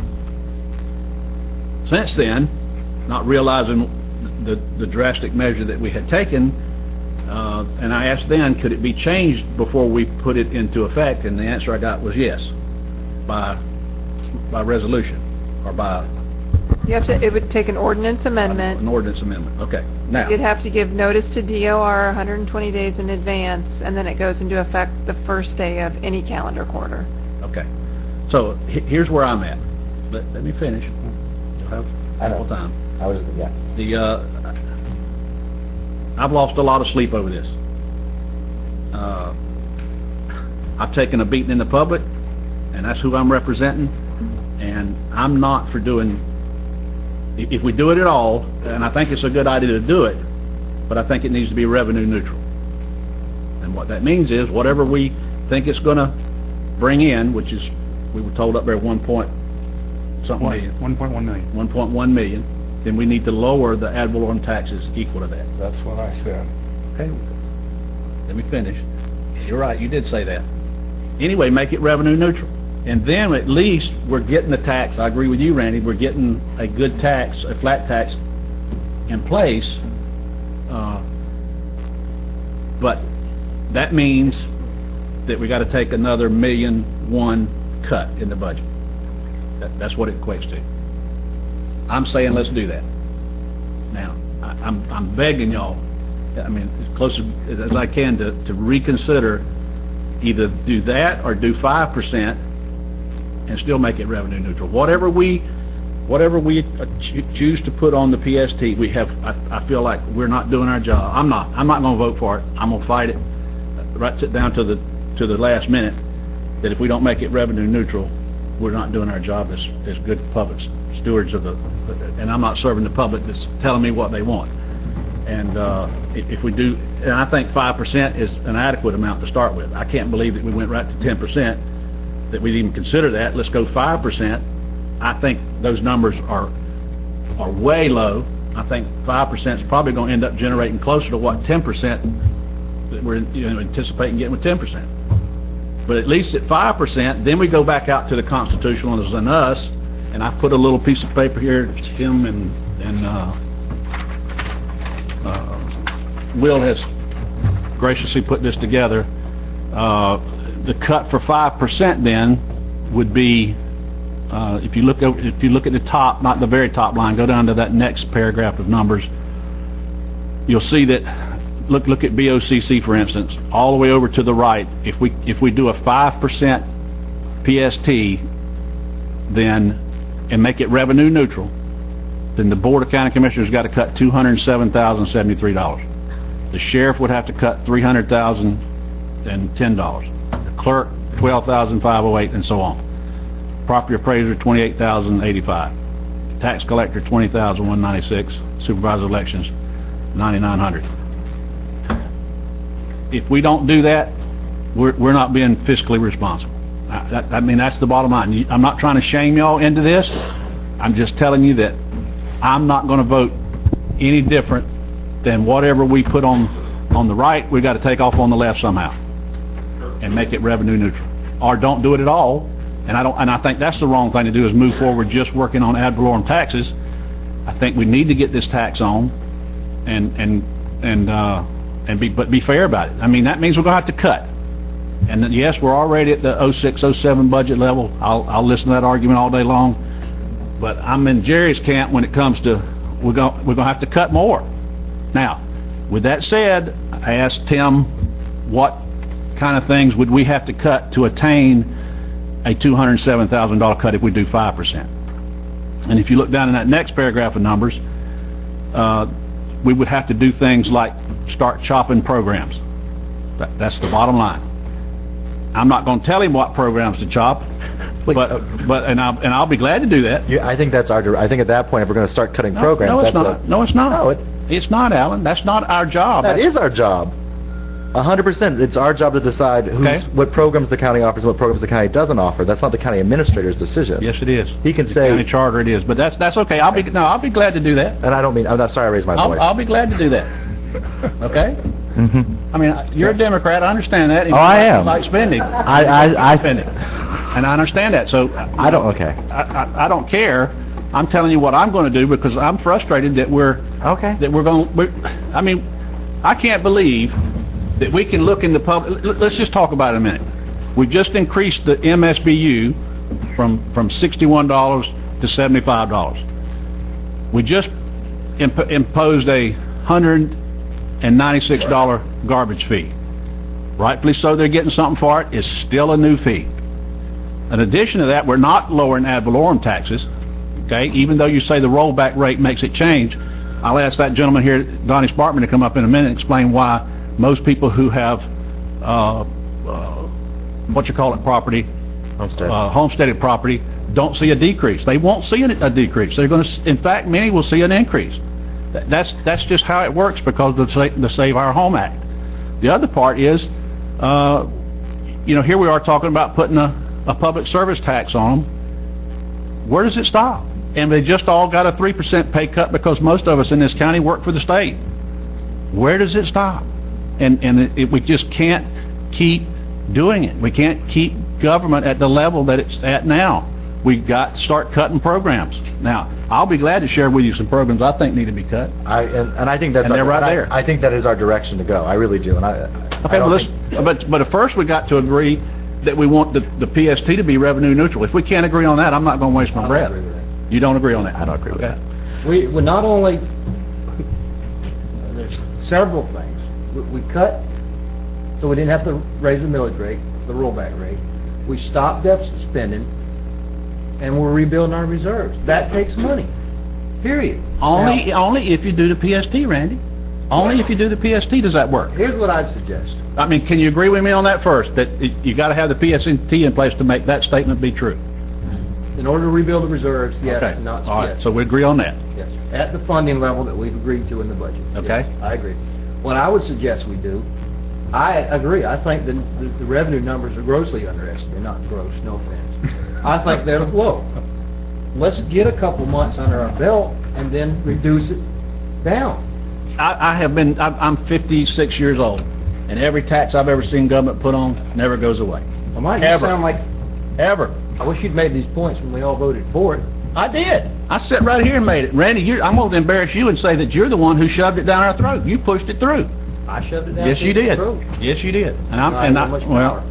You did a good job of fooling me, and I didn't understand what we had done until after. But I'm going to tell you right now, I'm frustrated that we approved, that this board approved a 10% PST. I'm not going to vote for it. I'm not, unless it's revenue neutral, I'm not going to do it. I disagree. I can't believe that y'all would consider. I can't believe that the public hadn't spoke out to y'all. And you're telling me you hadn't heard anybody complain that they're going to get a 10% PST. Well, like I said that day, I mean, we had to make a tough decision. We got to work our way out of this hole. Your idea is to cut, right? To cut us out of the hole. No, my idea is to levy the PST so that it's an effective tax for the long haul, but to make it revenue neutral.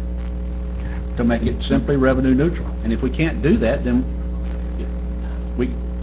all we're doing is increasing taxes. You're saying we're not increasing ad valorem taxes. You're right, we're not.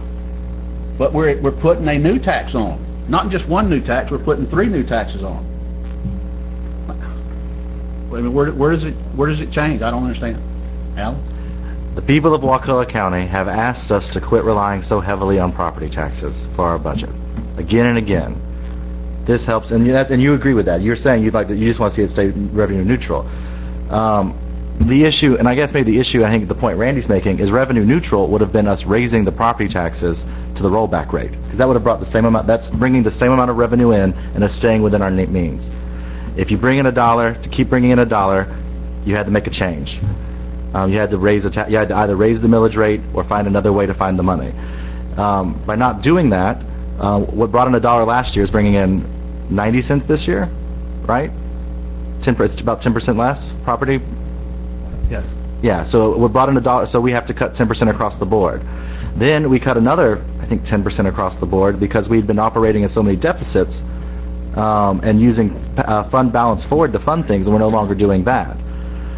So how would we saw, and the graph the clerk provided us, thank you, showed us where we compare to 2006 to 2012, and the overall county budget is 1% less than it was in 2006, 06, 07.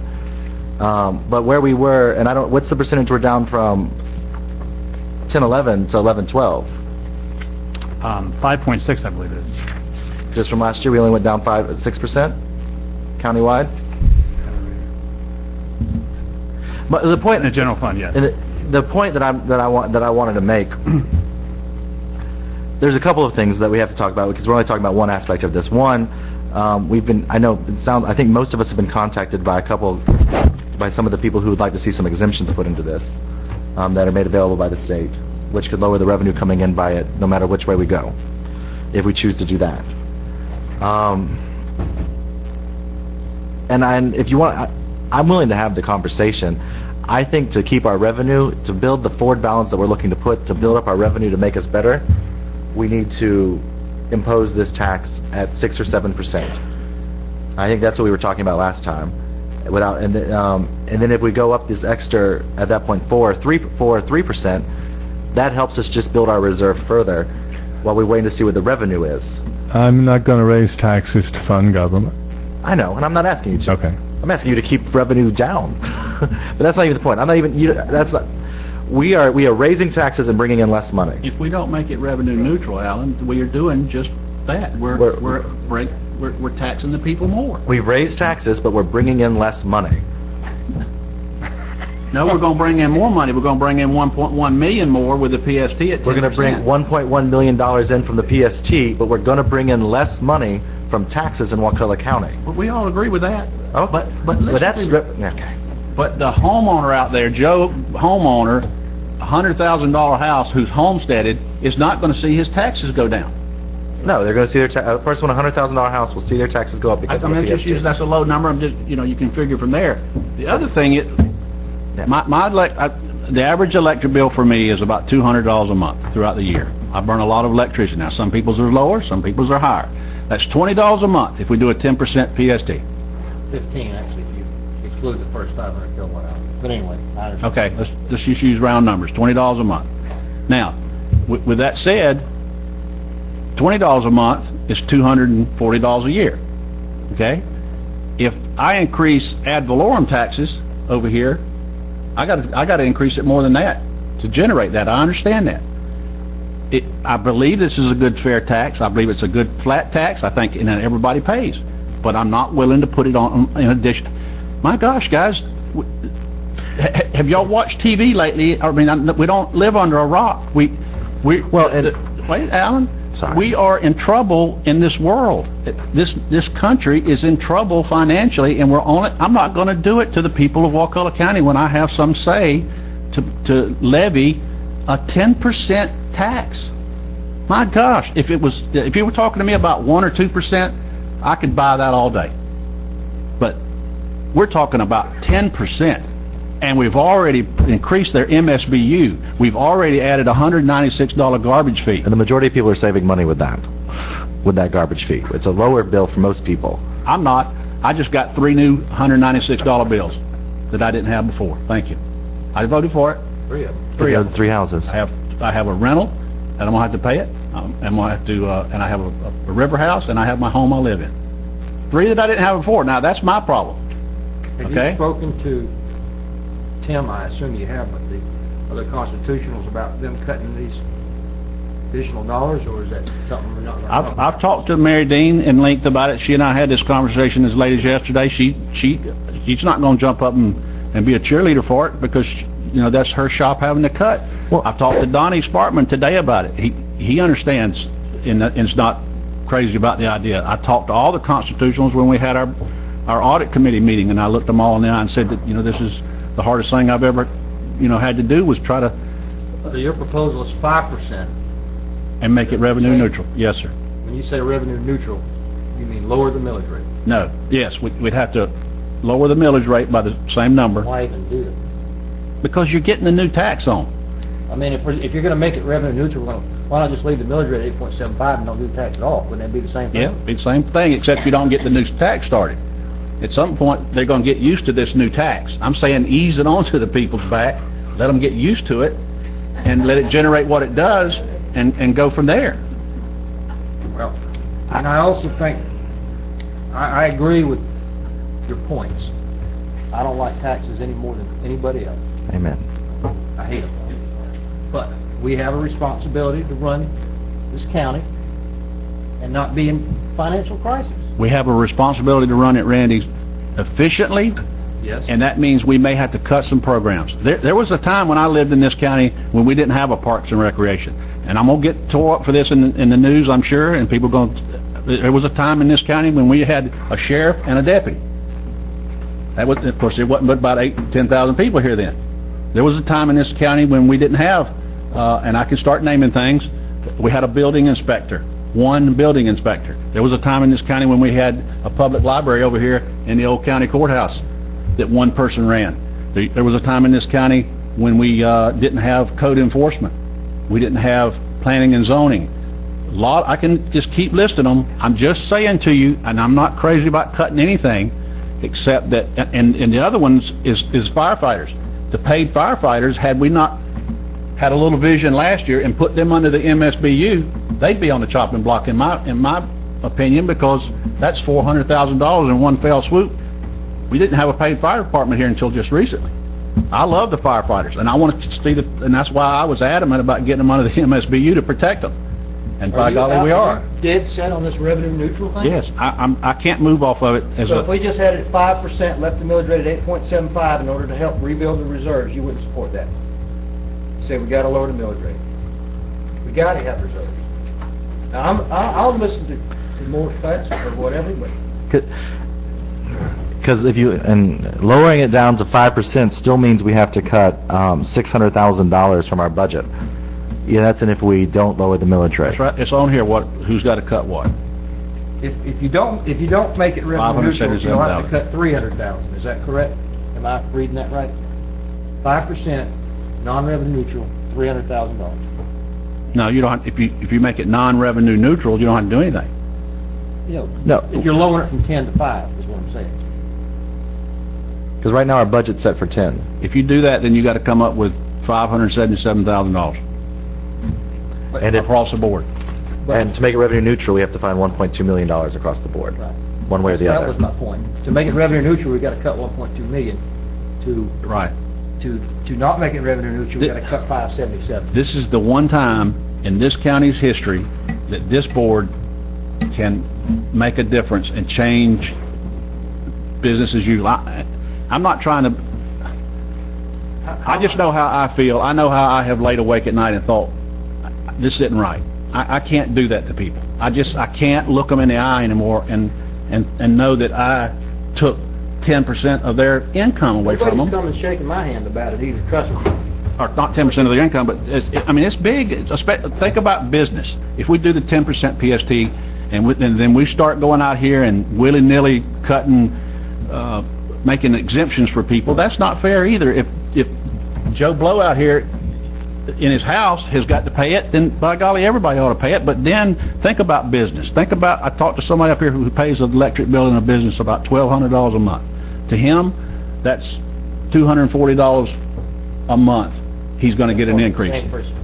The businesses can hardly stay open now. You know that, Randy. You've talked to the same ones because he told me you were right ahead of him, right ahead of me. Mm-hmm. And it's true. If we do this and the business start closing their doors and leave, then we've lost all that tax revenue. We've lost 1 cent sales tax. We've lost everything. We've lost people's jobs. All I'm saying to you is we're in a crisis, but why dump the crisis on the people? Why don't we look at 5% then, and if you leave the revenue neutral thing alone, we got to rebuild our reserves. You know that. We got to stop transferring money out of the road department, out of the wastewater department to fund administration, which we've done. And what's going to happen? If y'all leave alone the businesses and not go out there, that's going to cut them down to 5. Don't go out there to these big businesses and start giving them 0. I was going to suggest industrials be at 1. I mean, these are our big employers. We don't want them firing people. Well, then you're going to fire a little guy. You're going to put Skip Young out of business. Not when Skip Young doesn't have a $4 million a year power bill. That's my point. He don't make $20 million a year. I know. And if this board doesn't want to do that, that's fine. I just suggested it. Why don't you think about 5%? There'd be more cuts. I don't know. $600,000. Tim's probably not looking No, forward it's not to 600. it. It's 577. I'm sorry, I did round up. Well, don't round up, Randy. Wait, you got me on line. And then not insist on it being revenue neutral. And if we cut the $577,000, well, Jerry, what do you say? I'm revenue neutral. he's against the whole thing. Well, I mean, what's your rationale for saying that? But he doesn't like government. Basically, I don't want to fund government with increased taxes. What's the solution then? To cut? If we do what I propose, do 5% and still make it revenue neutral, we're still putting the same amount of money in the reserve, are we not? Well, Nothing's right now, changed there. We could. The budget stays the same. I know what you're saying about people's individual tax bills, but the rollback rate's 9.7 mils. To keep things the same, we basically are making it revenue neutral. We're using that to not raise property taxes. Donnie, you come and tell us what you told me today. I don't want to put you on the spot, but we sat right there today, and the bottom line is that I'm not going to see a decrease in my taxes. I'm not either. I understand that. I understand that. But in the overall scheme of things, the revenues from property taxes at 8.75 mils are going down. Correct? Do you agree with that? Yes, I agree. I agree that. So it's revenue neutral. We're making it back up. We're cutting. You see what I'm saying? No, you're right. In theory, but when you get out, but Alan, you're not seeing it in your pocketbook. I'm sorry. I know what you're saying. I understand. If I saw it in a decrease in my ad valorem taxes, I'd be up here all day saying, yeah, go ahead. But if to get $500,000, we'd have to lower it $500,000, right? So Yes. we'd lower the millage rate to 8.25. Yes. On a $100,000 house, that's a homesteader $100,000 house. They're paying taxes for us on $25,000. What does that end up being? I'm not quick enough with the math. That extra 0.5 mil. $50 a year? Brad, does that sound right? What's a $500,000 on a $100,000 house? Which is homesteaded, which is $25,000 taxes. How'd you come to 25? First 15, and the next class 25. First 25, next 25. And what's the homestead How much? exemption now? It's no, It's 50, you pay on the next 25, the next 25 is exempt.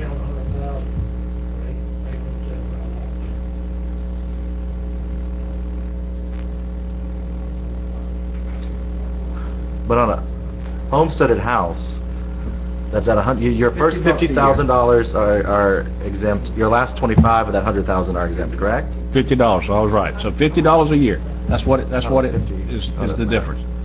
So Then the next one. Okay. It's 50. Okay. $50. Okay? So you're talking $50 there. That's $50.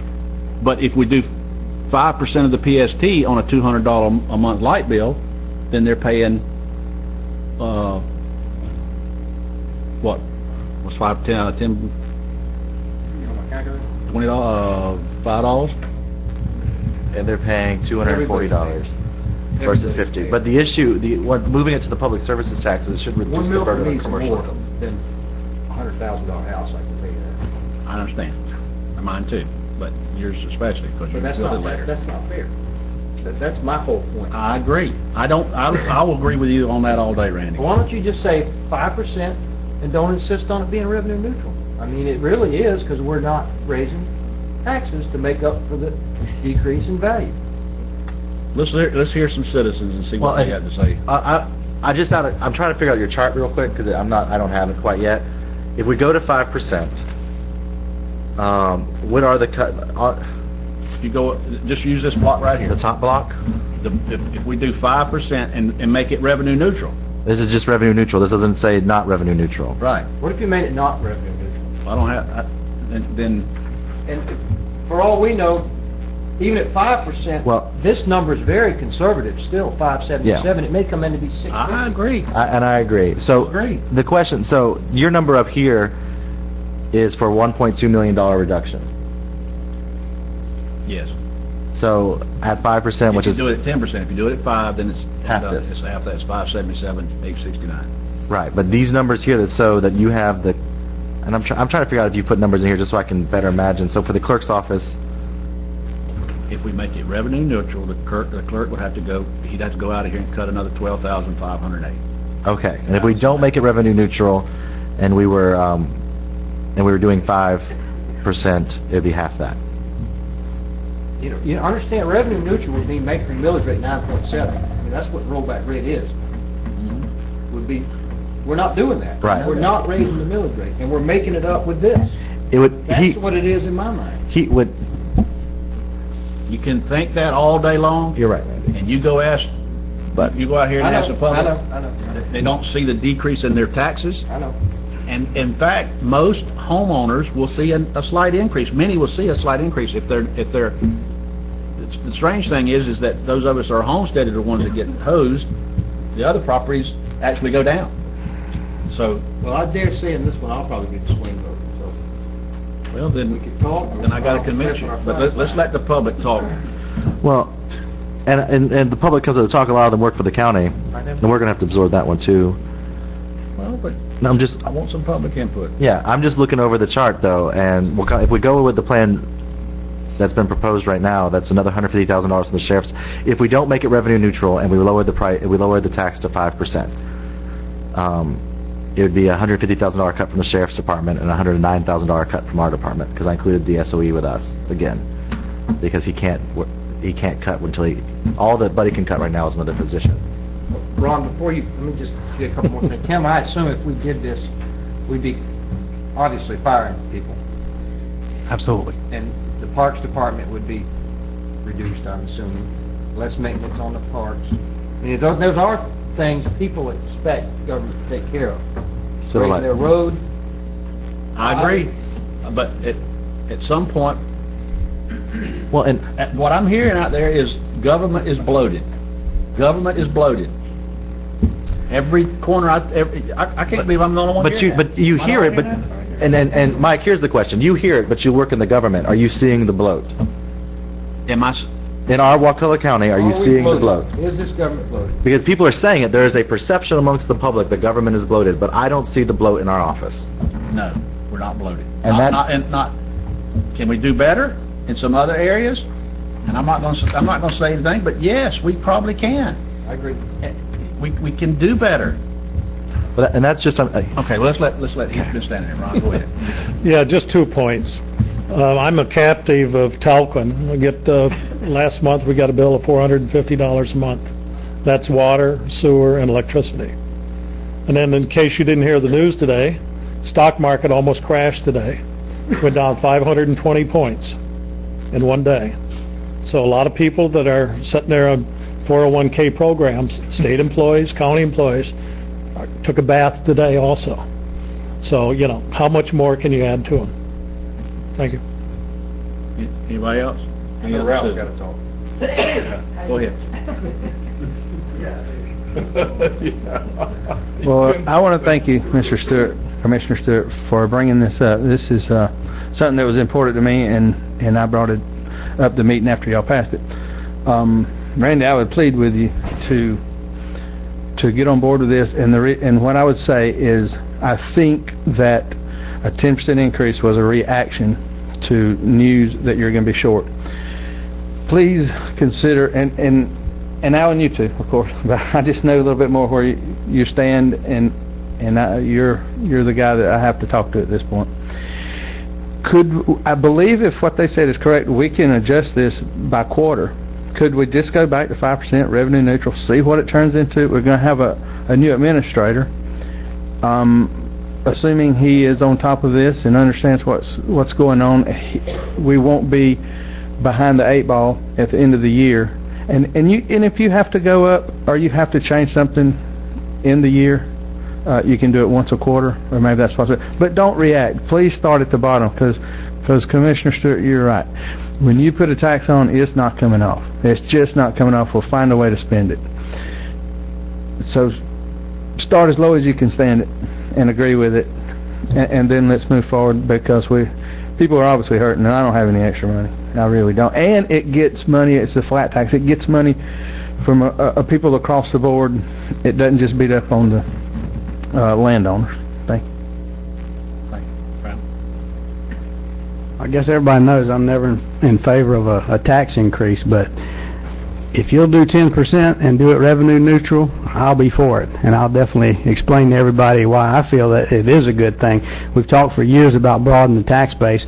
We got a lot of good people that fall under blessing of homestead exemption, and they don't pay any taxes. And some of them can't afford it, but hardly any of us can afford to pay it right now. So it does broaden it, but I'm not a fan of it if we're going to increase it on the other side on the ad valorem. Talk about bloat. I don't think there's any major bloat. I don't think that there's major abuses in the system. But every time we get up here, there's nickels and dimes everywhere. Just the last meeting, we talked about an extra possibly $2,000 on this mail out. We talked about $10,000 speed bumps a couple meetings ago. There's $13,000 can be saved in this insurance plan. I mean, there's always little things that can be shaved. Now, that's not an indictment on anybody, but when we're talking about tightening the belt, there's still a couple little notches that are left. Thank you. So is the anticipation that we do this, either we lower the tax or we make it revenue neutral, if we go in either of those directions, that all the people who have called and yelled at me and written letters to the editor about this are going to come back and say, wow, we're amazing and generous and smart? They're still going to be mad at us because we've charged a new tax. I'll use the same analogy, Alan, that you apparently you don't want to be a team player. I rolled over the other day with your garbage issue and saw the light of day. I mean, I'm saying you give and you take, and in this point you want to say that. And callous like that, then fine. I don't want you. Okay, and I apologize. I didn't actually mean that callous. That was actually me stepping in your direction. So if it came across callous, I apologize. I was saying, what do you anticipate happening if we make these changes? That's all. That's me stepping. What do you mean? What I foresee happening? I foresee. And I guess that might have been better directed at the public. I just don't anticipate, and I'm not being. All of a sudden, people praising us. I don't want praise. I want to serve the public that I've been voted in to serve, and they're telling me they don't want a 10% tax. I'm not going to put a 10% tax on them. That's the bottom line. If you want to, if you're folks up there where you're elected countywide, apparently you're hearing from different people than I am. If they're okay with a 10% tax, then you vote for it, Alan. I don't care. I'm not about popularity. At the end of the day, when I'm done up here, and they run me out of this office, I've done my job. And if they don't like it, fine, vote me out. And I'm right there with you on the same statement. I think the spreading the tax around, I think, is a great thing, because so many people are living here enjoying the benefits that are not paying anything on this. And I think it's a good thing to spread it around and take it off the homeowners. And as long as I would vote for the 10%, as long as it's revenue neutral, because what we've done now is, not only at this point, we have moved forward with spreading the liability and the expense of the county. But I'm suggesting we do it at 5%, so that we don't have to take such a big cut, additional cut. Well, I think we need to clarify. Make it revenue neutral, but it's only going to be half of that. I'm sorry, go ahead. I think we need to clarify. If we're talking about just lowering the tax, in this budget, just lowering it to 5%, that's a $577,000 cut we'd have to take. If you're talking about making it revenue neutral on top of that, that means you need to dip into your ad valorem by the same amount and reduce that amount from your ad valorem. So that's revenue neutral. So then you're talking about $1 million cut. Right. So, I mean, then you're looking at a $400,000 for the board, $600 for the sheriff, $25 for the clerk, $56 for the property appraiser, $40 for the tax collector. Well, are these? So that's what you'd have to cut. That's the $1 million cut. At 5%. No, that's what it is if you just do 5. I'm sorry, go ahead. I'll be willing to look at 8.75 and 5%. I know it's more, it's $577,000 worth of cuts. Is that what it equates to? If you're not trying to be revenue neutral, yes, it would be just $500. Trying to be revenue neutral, we're looking at $1 million, in cuts. If you're, one way or the other. I think it is revenue neutral because we're not going back to 9.7 mils. We're cutting. I mean, we're using this tax, 5% tax, on top of the cuts to not have to raise property tax. And I understand what you're saying. For most people, it doesn't make a difference, but it has to make a difference somewhere. If we're not getting the revenue, somebody's paying less money. I don't know if it's commercial. I assume is paying less money. Would that be a correct assumption because they don't have? Right. If that will get this passed, then I'll give in. I'll compromise. To fight with the Constitution a little better. Well, I went and talked to them because I didn't want to unload this today. I felt like I needed to go talk to them, and I talked to two of them today. I don't want to talk about them like they're tried somewhere, but you know what I mean. And I know they're not happy about it. I know that. They're our fellow constitutionals that get their money from us, and I understand that. And they're going to have to make some hard decisions about where they get the money. Well, like Donnie, I can buy into that. I don't like it, and if it takes my vote to get it accomplished in the end, I'll vote that way. I think Lynn will vote for it anyway. I think she was. I don't want to put words in her mouth. I think she said she was revenue neutral in the meeting. Oh, she was? Well, then, I don't know. Revenue neutral to me would be, let's start at 9.7 mils, and then we'll take this tax and use it to reduce it down. If we're truly revenue neutral, because that's the rollback rate. That's what we'd need to raise the millage rate to operate like we're operating right now. We need to start at 9.7 mils. We need to say, all right, at 5%. We can reduce the millage rate. Am I talking along the right lines here? Yeah, yes, I mean, when you talk the rollback rate, this generates the same amount of revenue. We would say, all right, this 5% tax generates whatever, 577, we can reduce it to 9.2 mils. There. I mean, but that's not what we're doing. We're cutting, and we're using this tax to not have to raise the millage rate, to do the same service for more people. Which is already a reduced service, because we're spending money on reserves. Well, reduced service. I shouldn't say same service. We're in survival mode, basically, I guess you'd say. I have done nothing but complain for the last month that for the last 3 years we have raised taxes and cut services. It makes me just as angry as it makes you, Mike. I don't enjoy having to do what we've been having to do. One of my concerns would be, so looking at this chart, make sure I understand your chart. If we cut the PST, we have to get this number to half, to 5%. Yes. We'd have to get this number that's here. Yes. So from us, that's $207,000. From the Sheriff's Department, that's $300,000. Donnie, I know you got your budget approved already by the state. Can we make changes to that still? Or is your budget set, so we'd have to absorb yours? That was going to be one of my... some of these budgets have already been approved. And I don't know what that means. I'm asking because I really don't know. from Donnie's office, it'd be $28,000. The budget has been approved by revenue. You can appeal it right now, and it's revenue's approved that they will argue with you over it. I'm willing to work with you all I can. I've been doing that. I think I told Mike and maybe Randy, I can't cut the $18,000 that Tim's put in, what he's put in y'all's budget now. I told you I've got $8,500 in attorney fees I can take out. If something happens, I'm gonna have to come to y'all to have money. And the way the VABs are going anymore, you may see that. Now, I do think that when we certify the road, that you're gonna get some additional money. You'll probably get, I would bet you'll probably get another 100,000 or better in tax dollars that's not there now because we're not at a firm figure yet. But you can't really use that in your budget because we don't know that. I've got to estimate as the best I can. Now, you're talking cutting 56 or so thousand more like you're talking now? Up to the point, something like that. For you, it'd be 28. I thought somebody well, I've got to absorb what Tim's already taken out. If we made it before. revenue neutral. So if I do that, the only way I can do that is to cut somebody. Yeah. The person I've got to cut is a director because the other people don't make that much. So either two of them or one of the others. So that's the position I'm in. I've gone as far as I can go cutting every year. There's not anything left to cut. Now, to go back where Randy's talking about revenue neutral, yes, the rollback rate will bring you in the same amount of tax dollars that you brought last year. The only thing different with that is people who have homestead, they're not going to see the effect of that millage staying at 8.75 that non-homestead people will see. Now, your businesses will see a little bit of that.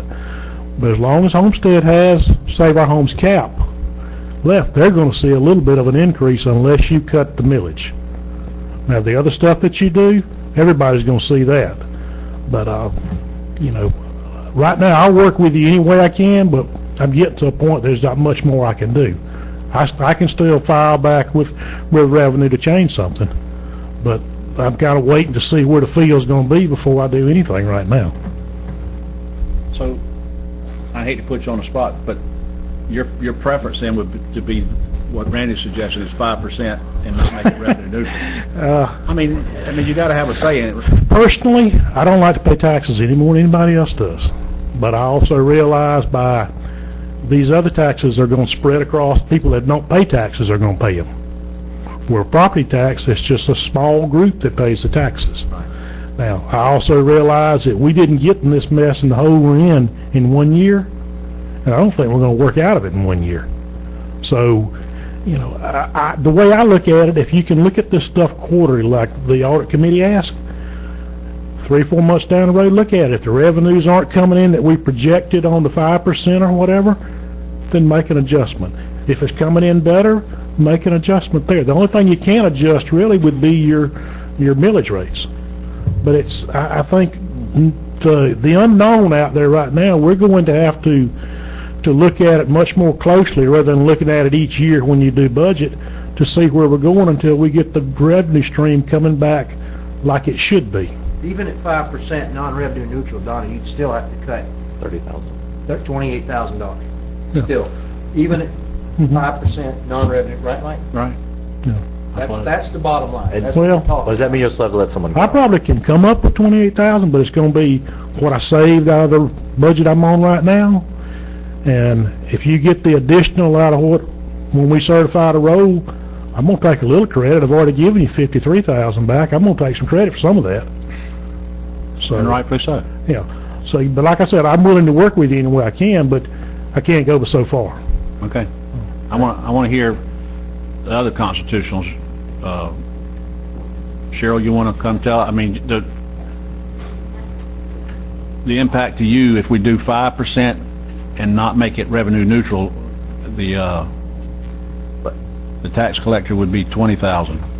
Now, real quick question before you speak, Cheryl. I apologize. No problem. Tim and Heather, with the new solid waste assessment, if it passes, 2% of that goes towards the tax collector, correct? That's collection. For the collection costs, and that's just mainly to cover the mailings, or just Her work. Like, okay. right. So how much money is that? If you don't mind, Cheryl. What's that? I was just wondering what that 2% is going to bring into your office for revenue. Hold on, she's gonna figure it out. What? And you haven't taken that before. I suggest you take it. That's up to you, but, I know. I mean, you've been gracious in not taking that before, and that goes back into the general fund. Exactly, right. But you may have to take it. Well, I'm supposed to be getting an increase on the driver's license, so I'm hoping that might cover half of that, plus the fact that it hasn't been calculated. I have an employee that's gone also. I notice that's not calculated in here. So I'm going to be okay. I know Tim doesn't have it in his figures. I'm sure he's probably not even aware that I had one leave. So 51,000 is about what it would be for the 2% on this new garbage assessment. But that's more work for you, and you know, but still, that's revenue. yes. Well, the only effect of it, I don't have a problem taking that because I'm going to do just like Donnie. I'm going to cut corners everywhere I can anyhow. I just don't believe in blowing it, and so you're going to get it back anyhow. We're going to turn back what we don't use. I know.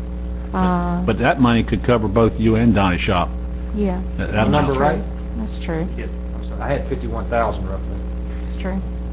I did 13,000 households times 196 times .02. I think there's a little less than 13. So That's about right. It's between 40 and 50.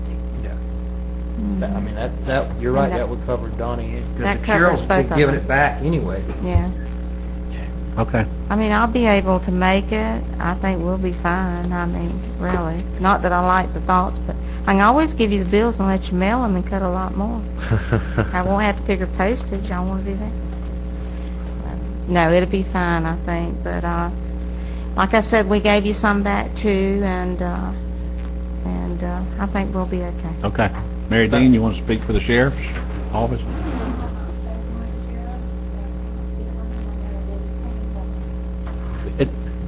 If you don't mind, I'm just... Can Buddy cut 10 grand? No.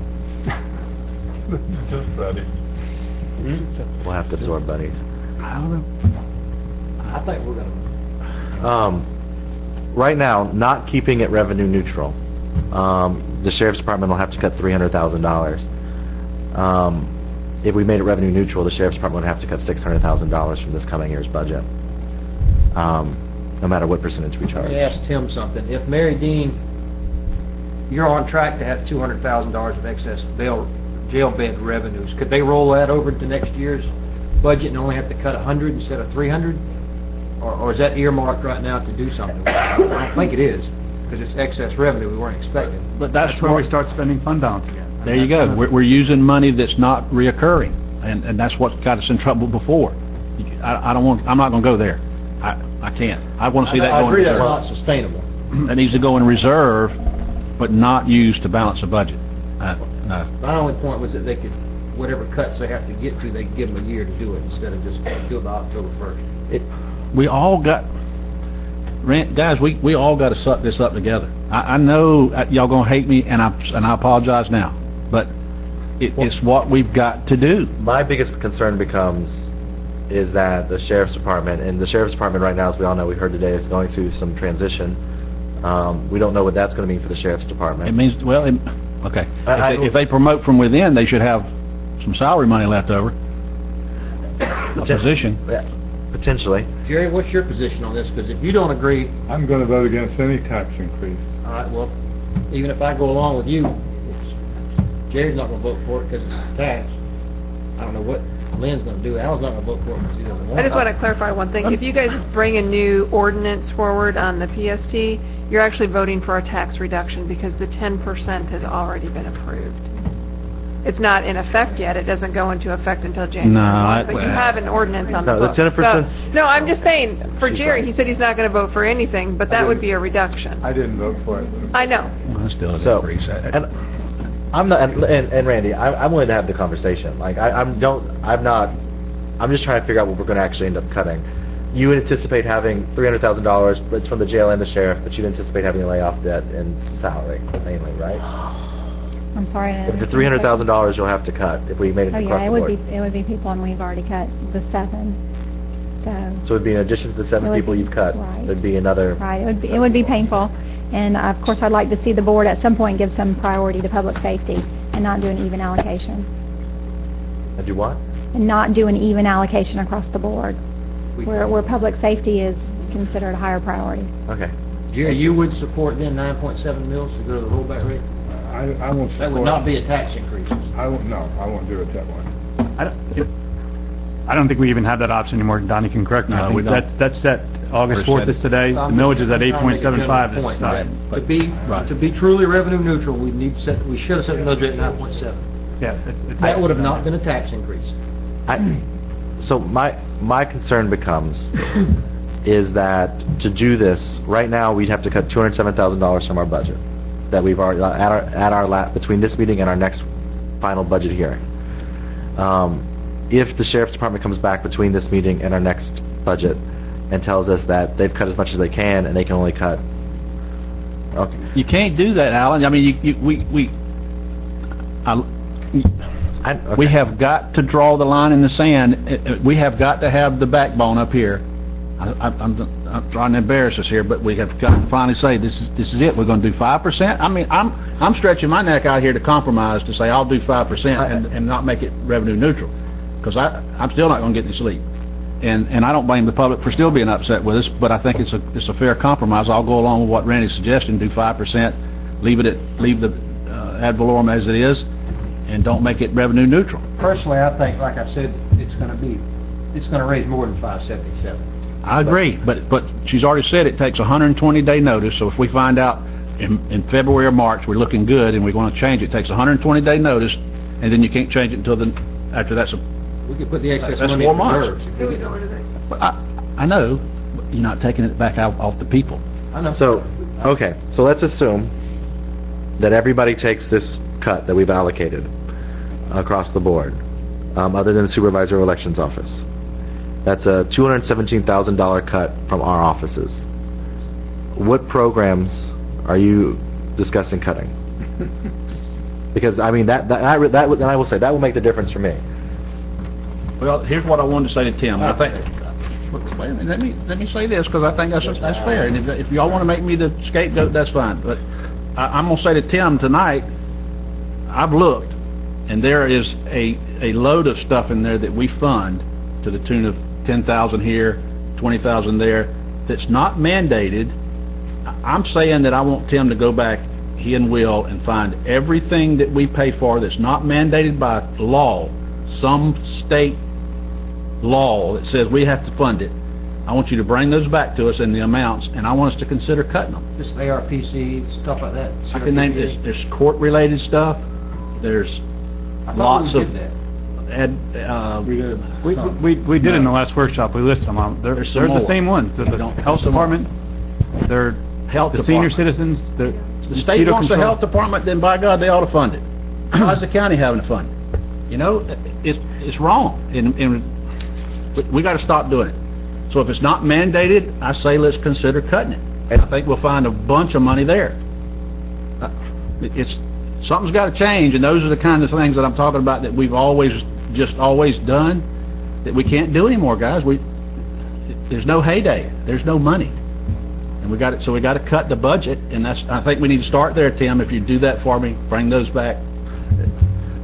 If I could recommend that we schedule another workshop, I hate workshops as much as anybody else, but I don't want to be at the final budget, the tentative budget hearing, and be under the gun to try to have the constitutional input and our input in what we're cutting, because we have to come up with a tentative millage at that workshop.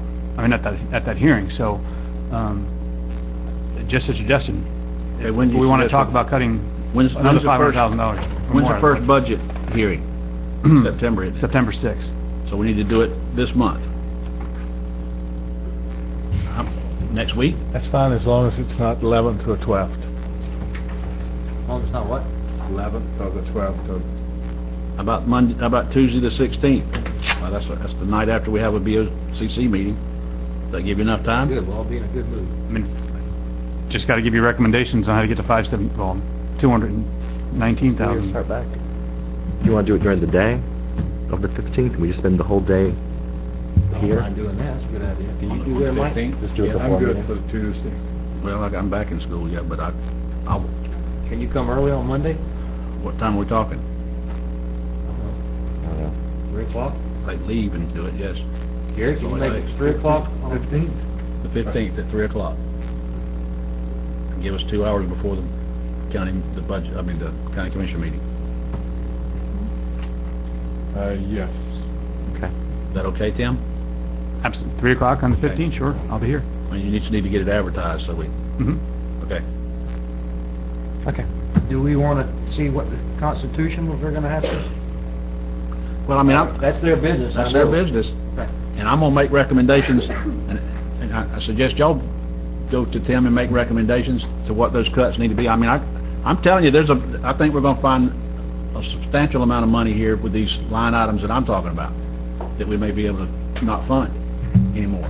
So, I may not be quite as fatalistic as you are. I mean, I think we're going to make it. And I think government has a job. I'm not a bleeding heart liberal, you know that. But I think people want to take their kids to the rec park. I don't want to cut, I don't want to cut anything, but there are going to be some things we got to cut. And I'm going to make some suggestions. And I've already told Tim what I thought they were. And he knows that. And if y'all want me to air them in public, I'll be glad to do that. I know that makes Alan feel better, but and I'll be glad to. But I'm not trying to throw you on the chopping block. I'm really not. My issue becomes is when we start talking about cutting the programs. I know what Tim suggested in the past, and I'll see if he brings back something different. But he talked about cutting code enforcement. He talked about cutting animal control. He talked about cutting Veterans Affairs. He talked about cutting the library. And those are all, we minimally fund all of those programs already at a ridiculously low amount of money. They're not constitutionally required, but if you start to cut them, you cut code enforcement. We don't have code enforcement. There's no reason for anybody to ever do anything according to code if it's not code enforcement. You cut animal control, then the sheriff's department has to start taking care of animals. We'll go back to the way we used to handle animals back before David Harvey started the animal control department, and that was a deputy shot them. Not always, but I'm saying, I mean, if someone knew where the dog came from, but I mean, you get rid of Veterans Affairs.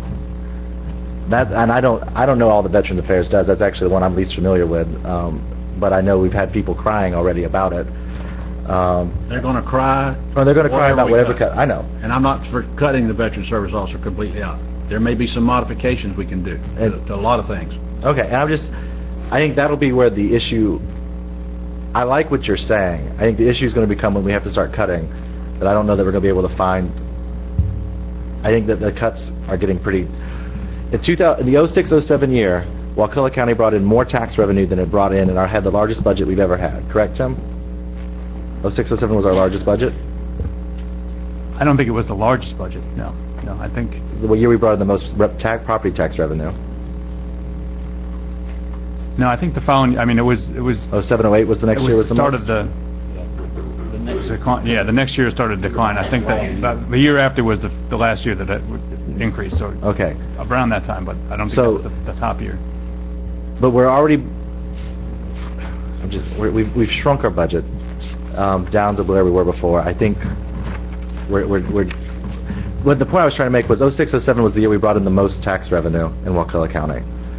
And we've shrunk our budget below that. If it was 07-08, then we've shrunk our budget even further than that, than where we were when we had the most money. But you can't compare it to that, Alan. You need to compare it to a lean year and say we've shrunk it to the year prior to that. I mean, and I'd like to see that adjusted for inflation. Now, something like the ambulance MSB you were talking about, absolutely that should be revenue neutral because that's going for a specific program. But I think this is. Like I said, the 9.7. I agree. You talked me into it, and I'm with you. I'm willing to compromise if y'all go there with me, and if you don't, I swear I'm not going to move from that. I'm going to say that to you. And I'm just one vote. It may end up.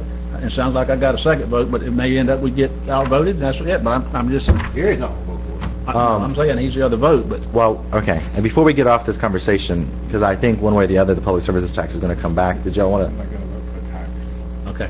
Well, do you have another solution, or just cut? Cut. And you'll make your suggestions for what should be cut. Yes. Okay. The bottom line, when anybody has anybody leave,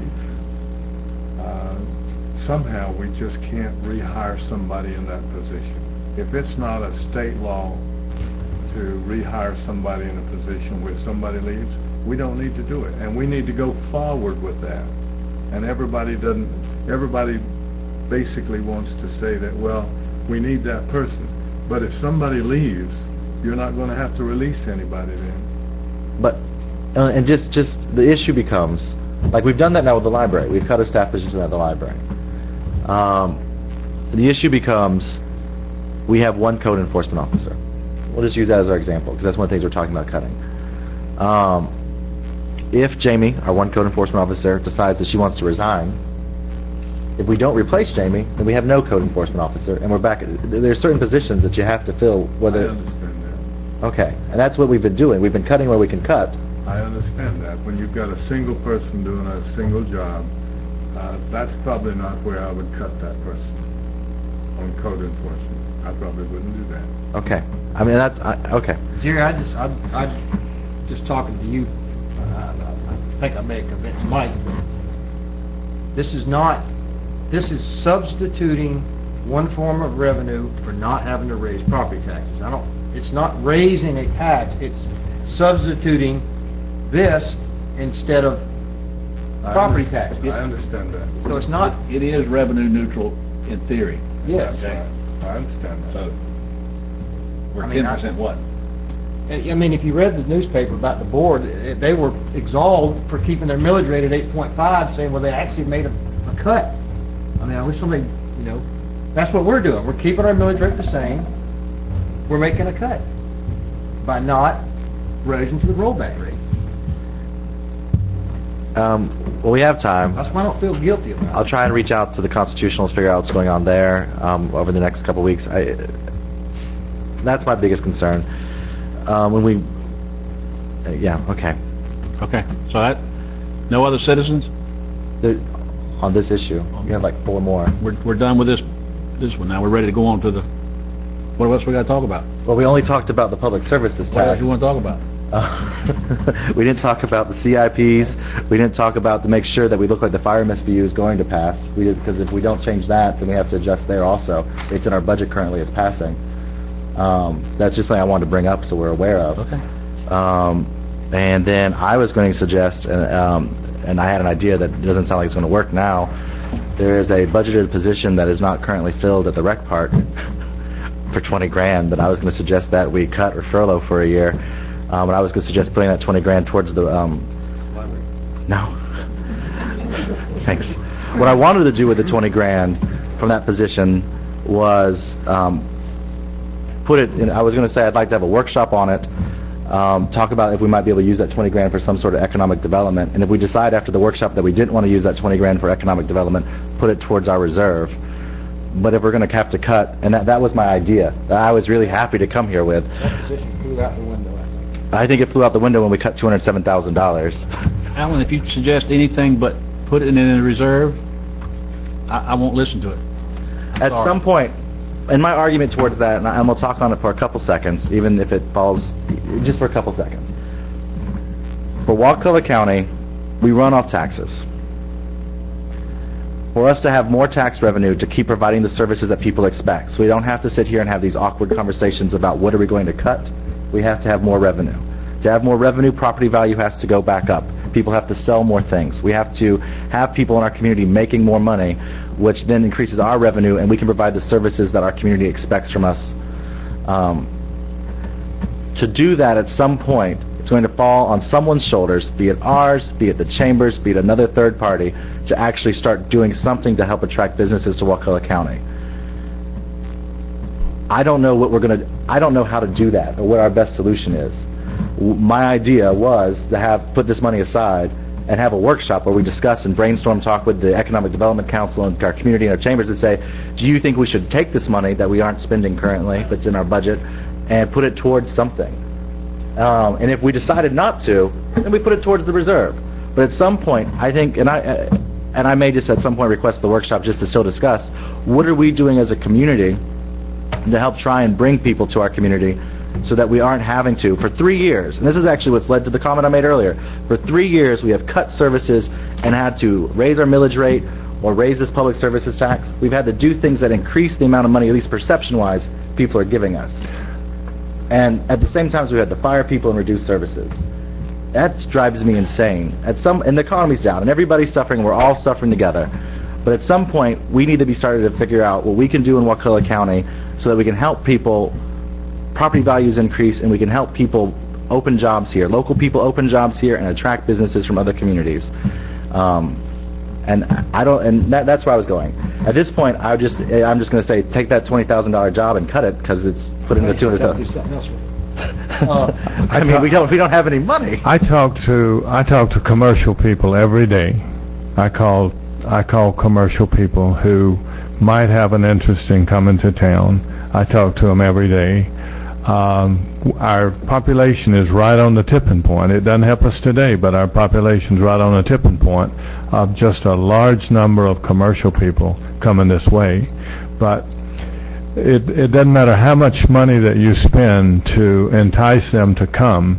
If the market is not here, commercial people come to a market that will support them.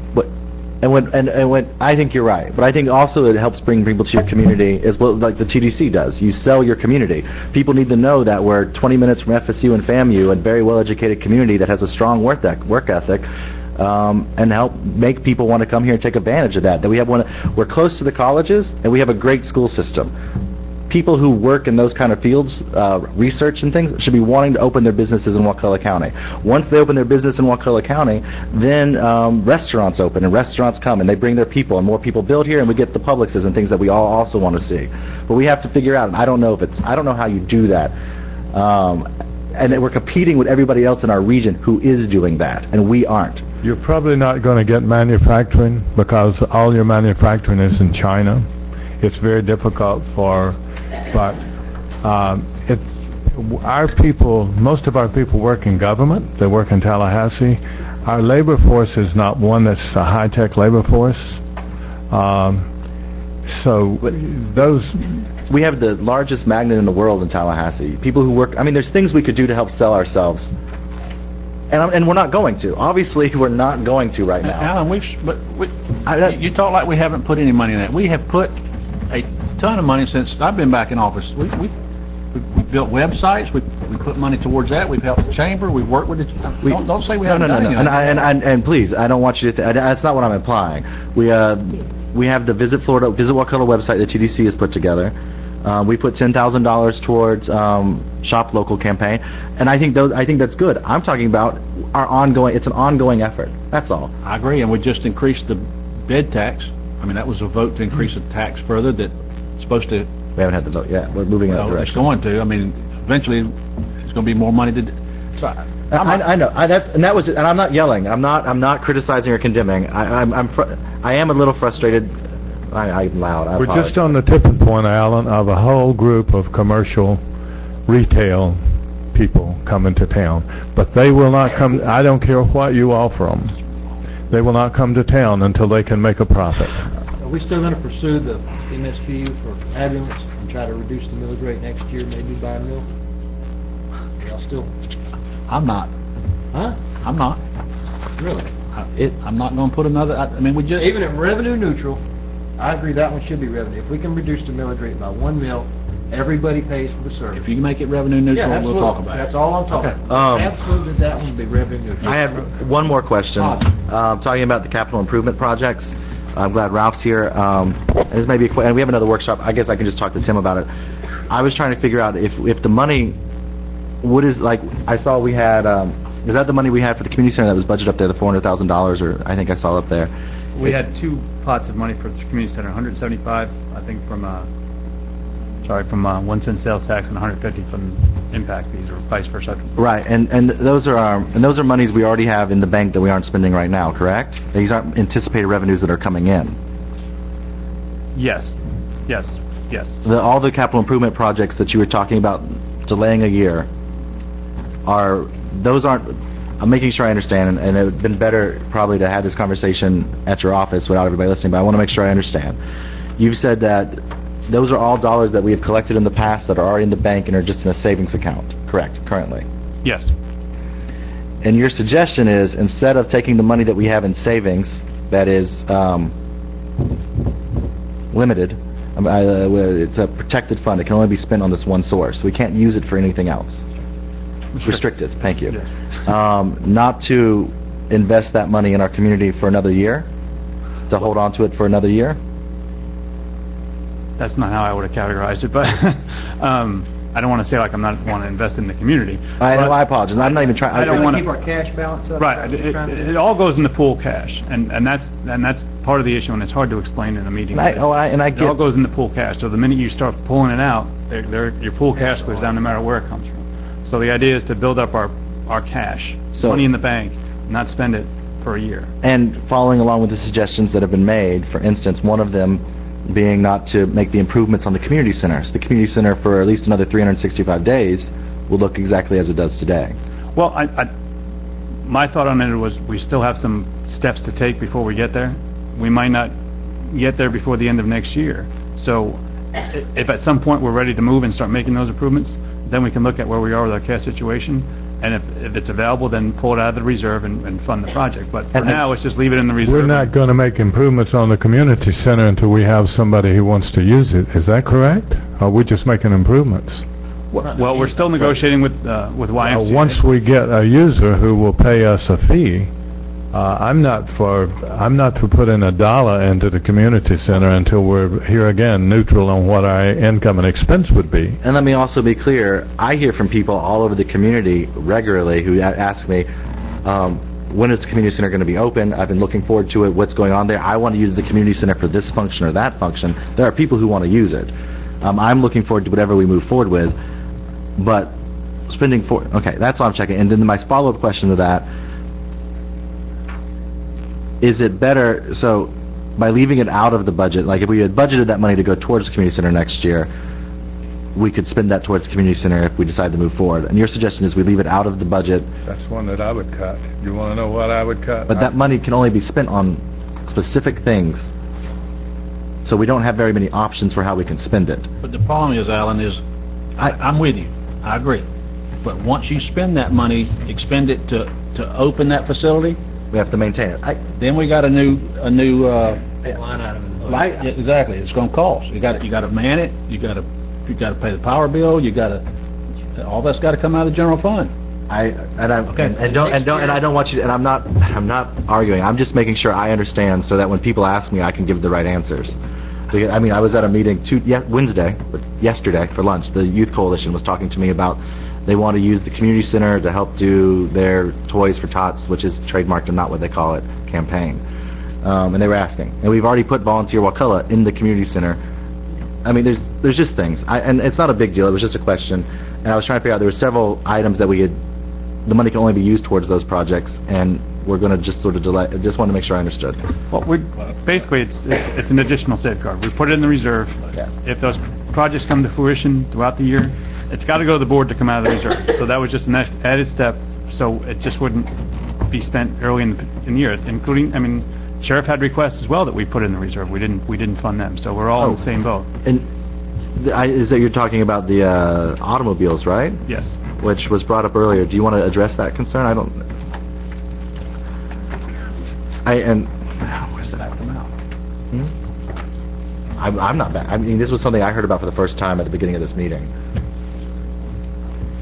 So, Jerry, I want to bring this up one more time. To be revenue neutral, which will be the rollback rate, this tax would need to be around 8.5%. That would make up for the loss. So anything below that, to me, cut. You're right. 10 above that. It's not raising property taxes. So you're saying leave it at 8.75? No, I'm saying 5 revenue and non-revenue neutral. That's what we talked about. I'm just trying to convince Jerry. You're looking at me, but I'm with you. I'm supposed to talk to Jerry.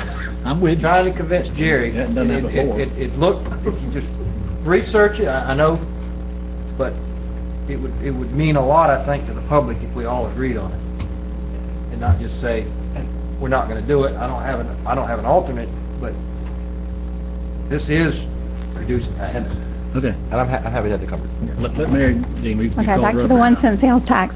The 1 cent sales tax, public safety dollars, is used to replace road patrol vehicles each year. So if this money is held back and it is not available due to the cash situation in the general fund, it's going to be detrimental to us.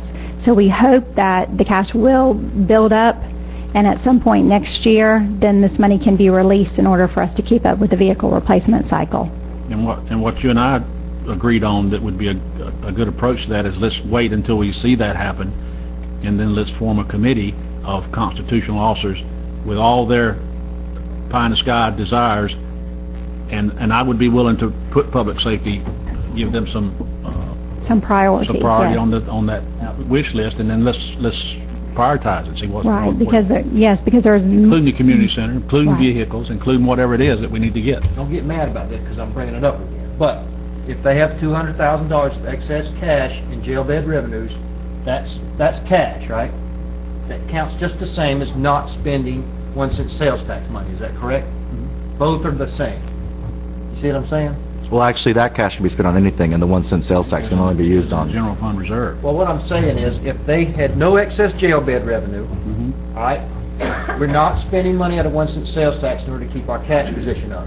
If she does have $200,000 added to that cash position, theoretically she could spend that, and we'd still be not revenue neutral. But I know it's better to have $200,000 more. But it's pooled. It goes in that pooled cash account. Yes. I understand. And we're not spending money on a lot of things to keep that cash. But if she's bringing $200,000 excess cash to the table, I understand your argument about not using it to fund operations. But the only reason they're not replacing cars is because we want to keep the cash in the bank, not because it's not there. Is that right? Yes. But this is money from the 1 cent sales tax, and Ralph is here, and I know you're on that committee. So I'm just trying to make sure I understand. When that penny passed, part of it was committed to the sheriff's department for this purpose. Public safety. Public safety. Public safety. Public safety vehicle replacement. Public safety vehicle replacement. Which could be added on. Just hold on, Fran. Hold on. Let's get one at a time. And you gave us a schedule that goes over the period of time it takes to replace the cars and how it works. And you have a cycle where you replace your cars every so many years. It looks like from these numbers, these are all older cars. Right, those are on the list to be replaced. I'm just, and you were concerned that if we don't replace them, then you could see an increase in car maintenance, which is a different line item that you can't use this fund towards. So we might start eating up the general revenue because, okay. Mike, you remember the day I tried to get the road department vehicles replaced, and I had to beg you and Parrish. I'll talk to you. We'll talk more. I think Commissioner Stewart's idea is good, if we go with that. I think, and I understand what you're saying about building up the cash and if additional cash is available, but if it's something that we look at collectively, because there's other people who, have a dog in this fight as well, and I think we need to prioritize them. And once we sit down and do that, if the cash becomes available. Cheryl, did you have something? Yes, I wanted to make one more comment when you're talking about all these services. I sit back there and think about it. We get commended all the time in our office how easy it is to get here and the service they get, one-stop shop, you get all these things. I do want us to try to stay with that idea and not cut anything if we can. If we have to cut some services, maybe we could cut them back to, a couple of days or something like that. But my main concern, too, I want to stress, I keep hearing this from you, and I guess I get my feelings hurt a little bit sometimes, but I heard before, we can't do anything until we see what the constitutionals are going to do, and I keep hearing that. We got to talk to them. Donnie's giving money back, and I've given money back, the sheriff's giving money back, and I want to commend you. This is the first time I've ever felt like any of y'all have worked with us, but since we started the audit group, some of you have started coming to us. I felt like you thought we weren't doing anything, and I even heard it said we weren't doing the furloughs. Well, first of all, by state law, we can't close. We have to stay open 5 days a week. We're not allowed the luxury of doing that. But we have in our office, I've laid people, made them take days off without pay, things. We have tried to do that. But what I'm saying, I'm asking you to please don't think we're a separate entity and we're not trying to help you, because I think we have. But I want to also commend you and thank you. Mr. Stewart, you met with us. And even Tim's office, I've had to deal with Debbie. I've never had to deal with some of them lately. They've been more than just wonderful to work with. So I don't want you to every time refer to us as the other group. We got to see because I hope we are trying to help you. And if we're not, just come to us and talk to us. I really wish you would do that. My door's open anytime, but I do thank you for trying to, include us in that. But don't think we're not trying to help. Thank you. Thank you. you. Fran, did you want to come and say something? You need to come up here, please, so you're talking to Mike.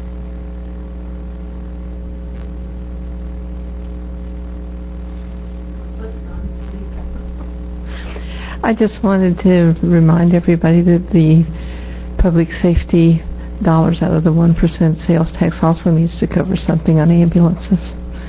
We do like 3,200 calls a year, and they wear out too, so I just wanted to keep us in that pot also. And you'll be part of that meeting when we get together to prioritize how we spend that 1% sales tax money. Please. That's good. All right, so no other budget issues. So, do you need any more from us? I just want to confirm what I'm going to be bringing forth at the workshop, so I have the information that you guys need to make a decision. I would like to get some clear direction at the workshop. I appreciate you scheduling it early, because if we were sending people home, I'd like to give them as much notice as we possibly can and not wait till September to tell them October 1st that they're no longer have a job. But so my understanding is we're looking at what programs we could cut of $207,000, right? What we don't, is that the number I'm looking Yes. at for the board side? 207 for the board. Okay. 300 for the sheriff, 12 for the clerk, 12.5 for the clerk, 28 property appraiser, 20,001 for the tax collector, and supervisor is 10,000. Well, and we're gonna. Tim, are there other things besides salaries and benefits that are paid for out of, basically we're trying to cut ad valorem money out? I mean, like capital improvements, for example, that, you understand what I'm saying? Mm-hmm. I mean, we can't just say we're not going to pave Old Shell Point Road next year and come up with this cut. That's what I'm getting at. Right. Well, it's going to be all general fund money. All right, we have to cut non-categorical. What I'm suggesting though, of this total 577,869, that's all of us collectively, okay? If you go back and do what I've asked you to do to cut these other lines, to offer cutting those other lines, and the board can agree on that, we may lower that number, and then we need to share that equally amongst all the constitutionals. Does that make sense? I mean, the total's 577. Let's say you go in there and you find $100,000 worth of expenditures that we might can cut that are not state mandated. You agree to that? Those are board expenditures, right? Yes, but it can be a total of the cut. You can add that. You can subtract that from this 577 then, and that's the total that we got to Why get wouldn't to. you subtract that from the 207? Just asking a question. Well, you could. Okay. I'm suggesting that we make it fair. Yeah, but wait, that's. If I can cut that, then That's part of your cut. Well, then the new number, then we still get the same percentage, and we have to cut it. I see. Because we're already paying. It's coming out of our budget. Right. It's never ended. I mean, I'm just trying to. You're right. Making all the cuts. Well, Almost had it. well, and with that question, are you asking? And I just want to understand so that Tim has clear direction. Well, first, I think we still have to, and I think we're gonna have to absorb the SOE cost, that 10,000. I know you. That's. I guess we can. Since we've raised the amount of money that we're giving the supervisor of election, because he has 2 elections next year, because every 4 years the supervisor election has 2 elections, I think that we're going to have to absorb that $10,000, and it's going to make ours 217. Tim, that would be your direction. Mike, are you also asking? Wait, back up. Absorb the $10,000. Oh, for Buddy. For Buddy. Okay. I thought you were talking about health. Right. We're just talking about for Buddy. In addition to that $217,000, there are many things that Wakulla County pays for that are not constitutionally mandated that Wakulla County has to pay for. The example I keep using, and it is code enforcement. Are you asking Tim to come back? No, that's not one of them. I'm talking about line item, like court-related stuff. And I'm not going to be specific because I don't want to embarrass anybody, but court-related stuff, other what was it called? Ad litem something another. There's and help. Guardian ad litem? Yeah, there's all kinds of stuff that's not mandated that we pay. I'm telling you, that we've just always done because it was feel good, touchy feely stuff. That oh yeah, let's do that. Maybe we still do it, but in these hard times, maybe we got to review it and say maybe we want to cut it in half. Maybe we don't do anything, but we got to look at it. So, community center. You're asking him to bring back a list of at least $217,000 in cuts, the majority probably, and if there's anything on top of that that isn't constitutionally mandated that we're funding also. No, 217. as part of our 217 period, and that can be part of that. Okay, so that was the question I was trying to get clarification on, because you had said, I want you to bring I everything. a while ago when I said that, and they like that, but we can't do that. Okay, that's the question I was trying to, because my conversations I've had with Tim before, and rightly so, if we tell Tim, because for instance, the conversation about the rec park position, I've said cut the rec park position in the past. And that can be one of them. That can be one, but Tim has said to me, if I don't have to cut that position, I don't want to. Maybe he's have to now. And well, I'm just saying, my experience with Tim has been, and this is not an insult to you, Tim, I appreciate it, that he's not going to go above and beyond what we ask of him as far as these things go. If he sees something that can be cut, he says, yes, cut it, but he's not going to say, I think you can cut position X, right? Okay, I never mind, I'm talking too much now. He did. Remember too, if we weren't funding the reserve, we could just about break even. Why can't we fund half the reserve? What's the anticipation that we're going to spend all the reserve? There's not, Jerry, but there is a requirement to have a number of months worth of reserve in case everything fell apart. Is it the 400? No. It's $6 million. It's millions. It takes 10 years to get there. And we got to get there. And slowly we got to build that back up. And and one hurricane, Jerry, I understand that. it's just not be good. wiped out. If it's mandated, It's just not good I understand. monetary policy to not have a we got hit by the auditor for it, and we'll just keep taking a beating from the auditor if we don't So if improve it that. makes you feel better, you can say that 5% tax is going to build the reserve back up. And blame it there. And Commissioner Merritt, just to build on your point, what you were talking about with salaries and what can be cut. When you look at the general fund budget, we're about $6.4 million this year. Almost $300,000 of that is our obligation. The general administration budget is over $2 million. We don't fund any salaries or anything. That's all contract obligations. That's paying for tax notices to go out. That's, our IT contract. That's the flex plan. That's rent on the sheriff's facility over there. That's like $2 million I can't even look at. Right. So then you go into your health services, what we have to provide for the state, that's another $700,000. So you're looking at $3 million that I take off the table because I can't even look at. So then that's what I'm saying. It's going to start getting into positions and programs because that's all I have like $3 million to come up with 207. I just didn't know if there were capital improvements that were scheduled to be paid for out of the general fund that we could put off, or do you want a true operational cut? Yes, it's got to be. Long-term, sustainable, Yes. not just this year. Yes. It's the only way to make it work. Well, and that's why I'll be asking at the workshop to give me some direction because, like I said, there's 5 commissioners. They got 5 different ideas of what can be taken out, and my head explodes when every time you come in and tell me I should cut this, and I like somebody else. the way you did it last time when you came up with a list. We prioritized that list, and we all took responsibility for it. And did that make it easier for you?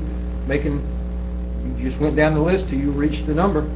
And a lot of those things are still on that list, so I'm going to bring that list back, and then I'll just start dipping into programs until I get to 217, and then you tell me what's important and what's not. We should give some direction on it because he's not a politician. We're going to be the ones taking the heat on it, and I think we should take the heat on it. I'm fine with If it. we're going to say we're going to get rid of code enforcement or veterans, we need to just come out and say it and not hide behind Tim. Well, he's going to bring everything forward that we can, and then we're going to make the decision. Right. So he's off the hook. Well, I don't think we should be, saying, I don't know why Tim did that. I would appreciate that. Chair, Tim did it. when the list of items comes up that we'll be cutting, But David, I would like, and you can rule it out now if you don't want to, but it's something we were going to talk about at our next meeting, was whether we wanted to pay that $3,000 in Opportunity Florida or not, which would be coming out of next year's budget. Do you want that listed on the list of things? I think it might be best to. Do you either want to rule it out now and just say no new service? I'm one vote. I'm not going to vote for it. Not this year. This is a lean and mean year. We're going to set. County administrator's going to sit over at that desk and we ain't going to do nothing. How much are we going to have, Donnie? You don't have to come up. What's our revenue? How much is our revenue going to drop next year? It's going down again. I Someone know. told me today. and I don't think, personally, it's not like we're a roller coaster, we're down, it's going to go back up, it's going to go down the bottom of the hill, and it's going to stay there. So I hate to admit this, but I kind of agree with you, we need to go ahead and make some adjustments for the long-term process. We need to kind of hit the reset button and get down to 2002 level spending or 2001. But also be mindful of this. From 2000 to 2010, our population has grown 35%. So we're going to try to operate at 2000 levels, roughly. But we got 38% more people. So just try to keep that in mind. Well, and while you're making that point, I also want to make the additional point. And I know it's as many people have yelled at you and yelled at me and yelled at all of us for the fact that we're charging this new tax. As many people are, I'm going to lose sleep over the programs we're cutting. As I've lost sleep, I've been angry about cutting tax. I don't know if you picked up on raising this new fee. Nothing makes me angry over the fact that we've had to let people go, we've had to reduce costs, and we've had to charge new fees and increase millage to do it. As you start to cut deeper and you start to get rid of those programs, you're going to have more people, and it's not going to go well. And people who are that 35% that have moved here in the last decade, are people who come with a different set of expectations. They have a higher millage rate in Wakulla County, and they complain because they see less services and they're paying higher property taxes. I think they're lucky because they live in Wakulla County and it's beautiful. They pay a whole lot more tax in Leon County than we do down here in Wakulla. Millage rate? Maybe not millage, but all the other trash they put on there, like the and the electric bill. No, their electric bills are outrageous. That's the city of Tallahassee. Taxes. They don't have a public services tax. Yeah, they do. Property values are. And the property values are higher. Right. But people don't. I understand that, but people don't understand that in the community. When they cry to me now, I'm gonna say it's a no-win. So you just say, well, when we get some money, we'll do it. The rest of Wakulla County's not alone in this, guys. My God, everybody in the world is like this. And we're cutting. The economy is falling apart all around us. And we're cutting significantly. I'm just... Well, whatever. All right. I appreciate what you're trying to do, Mike. Thanks. I really do. Okay. Well, I appreciate that. Anyway, so that's the end of that workshop. Now we have a workshop on sewer. I mean, that's fitting. We go from all this and go to sewer. But anyway, You want to let that... let's wait 3 minutes. We'll start with this on 10 till, and that way everybody can move out that don't want to hear this. And democracy's all about it. And I appreciate my fellow commissioners putting up with all that and my tirade, and we'll move on. But anyway, Heather wants to disclose her relationship with Fuqua before we start. And go ahead, Heather. Yeah, before we hear the presentation regarding the FGA, I want to just put a couple of things on the record. First, my firm is utility counsel and bond counsel to the FGA. I made this clear to the chairman and to Tim before we even talked about scheduling this workshop. I've personally served as counsel for the FGA since 1999. As such, if the county elects to explore the option of joining the FGA and transferring its sewer system to the FGA, we will not be representing the FGA's utility counsel in that matter. If the county proceeds, we'll have to discuss how the board wants to structure representation of the county just for that limited issue. Again, this is just something I wanted to let you all know in abundance of caution. Second, Mr. Sheets, who is here tonight, serves as the system manager for the FGA. He is with the Company of Government Services Group. A lot has been discussed recently about the relationship between my firm and GSG based upon the fact that both companies rent space in the same building and the fact that we both perform services across the state for counties, for cities, and we've worked cooperatively for county and city projects, including Wakulla County in the past. Back in 2006, we both worked on your impact fee project. I wanted to stay on the record tonight that any allegations that there is an ownership or any sort of financial interest between Neighbors Giblin and GSG is completely false. Neither NGN nor any of its principals or staff have any interest in GSG. Similarly, GSG nor any of its principals or employees have any interest in NGNN. In fact, they can't. Only lawyers can own part of a law firm. I understand where there could be some confusion because years ago, before I was even a lawyer, when I was in law school, NGNN did help start GSG because counties and cities were requesting our law firm to provide assistance specifically in the development of assessment roles. So the firm set up their in-house data and consultant person as GSG because they wanted to keep all legal aspects separate from any consulting and data aspects. However, NGNN and its members divested any interest in GSG years ago. We do not profit in any way from GSG. If anyone has any questions on this topic, I would ask them to just ask me rather than relying on rumors or incorrect facts, and I'd be happy to clarify. Okay, thank you. So how we're going, is Mr. Sheets going to start us? Yes. It's all yours, sir. Thank you. For the record, my name is Robert Sheets with Government Services Group, and we do serve as the system manager for the FGUA. And sitting here tonight watching you go through the process you've just gone through on your budget, I don't envy you that position. That's extremely difficult. Take some solace in the fact that with of the 160 local governments we work for in this state, they're all going through that right now in different avenues. What I want to do tonight is go through a concept and an actual program that is in place. We've had some discussions with the staff regarding the issues for the county's sewer department and what has been in existence since 1999. It's nice to talk about a concept that's no longer a concept, but it's had over 12 years of successful operation. But what we want to start tonight is to help the county understand. I don't have the clickers, so I'm going to rely on the governmental utility concept. It's a separate utility authorities authorized under 163. This is an innovative home rule mechanism, and the thing that you'll hear me emphasize throughout this, if this is something the county chose to pursue, it has maximum flexibility, and you do not have to go to Tallahassee for anything. These are decisions that you make here in Wakulla County. You decide how it's going to function, how it's going to operate. And again, this does not involve the state in any way whatsoever. It's governed by locally appointed boards. Participating local governments have control over the GUA and do not incur any liability or debt of operations. The GUA is a multi-jurisdictional entity for utility ownership, operations, and management. Think of this as a single-purpose government. Its only purpose for existing is to help local governments manage, operate, and deliver utility services. And it's been doing this since April of 1999. Potential motivations. Why would the county even consider joining the GUA? It helps improve infrastructure, customer service, and financing. It's an alternative mechanism for public ownership, to where the county still has a say and control over how it delivers this infrastructure.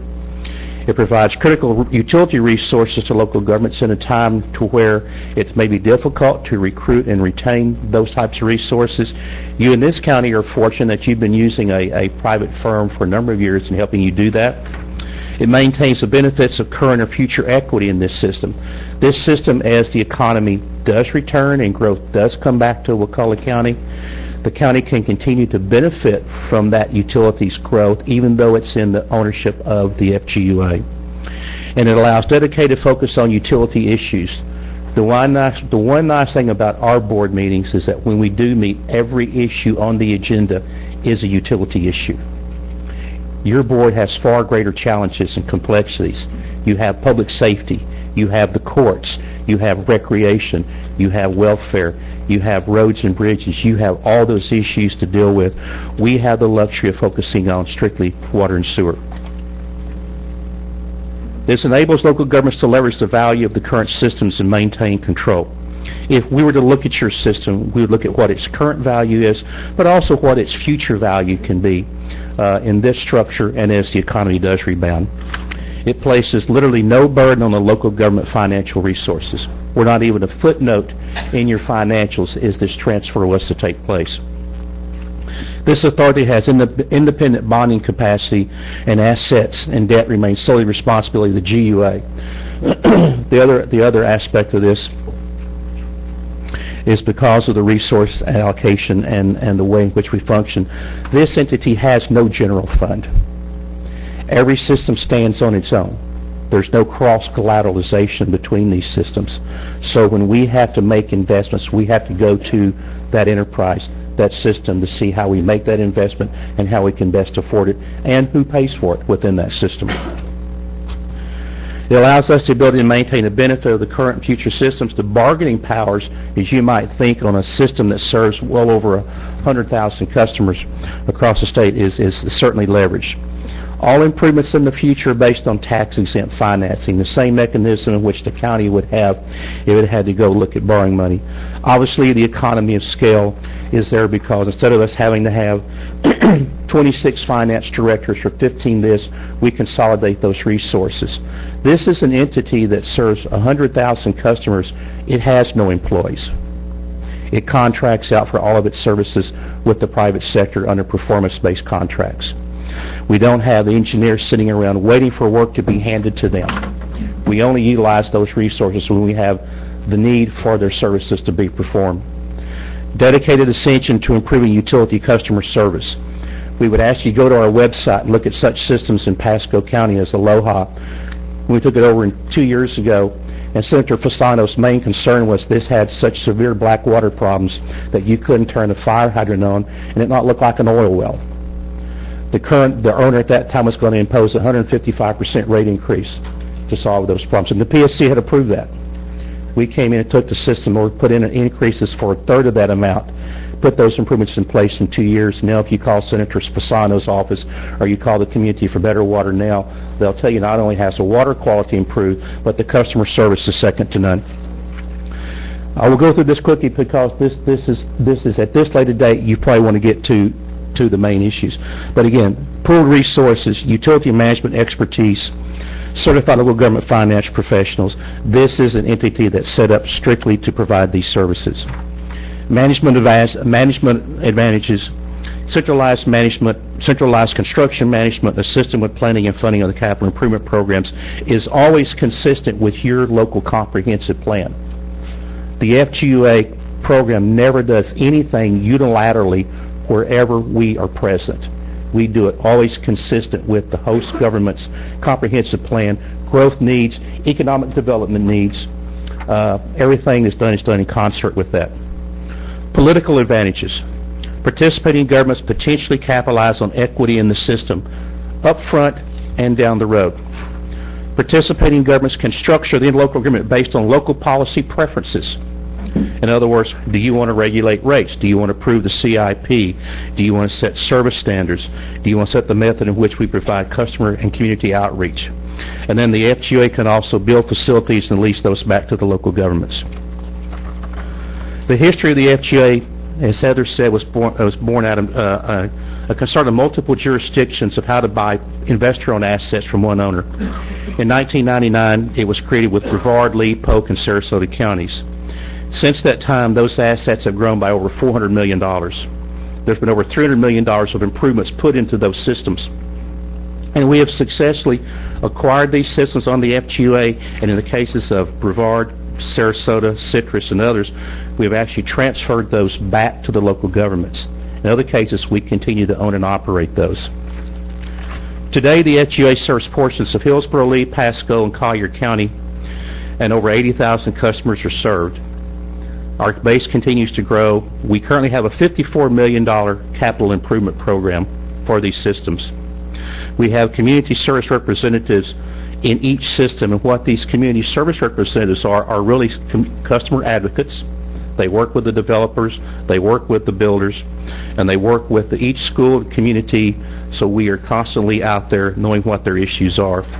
We have a comprehensive website to assist the customers, developers, and vendors, including an online bill pay and official records access. Currently, the FGA is a 6-member board of governors with representatives from DeSoto, Pasco, Polk, Citrus, Henry, and Lee.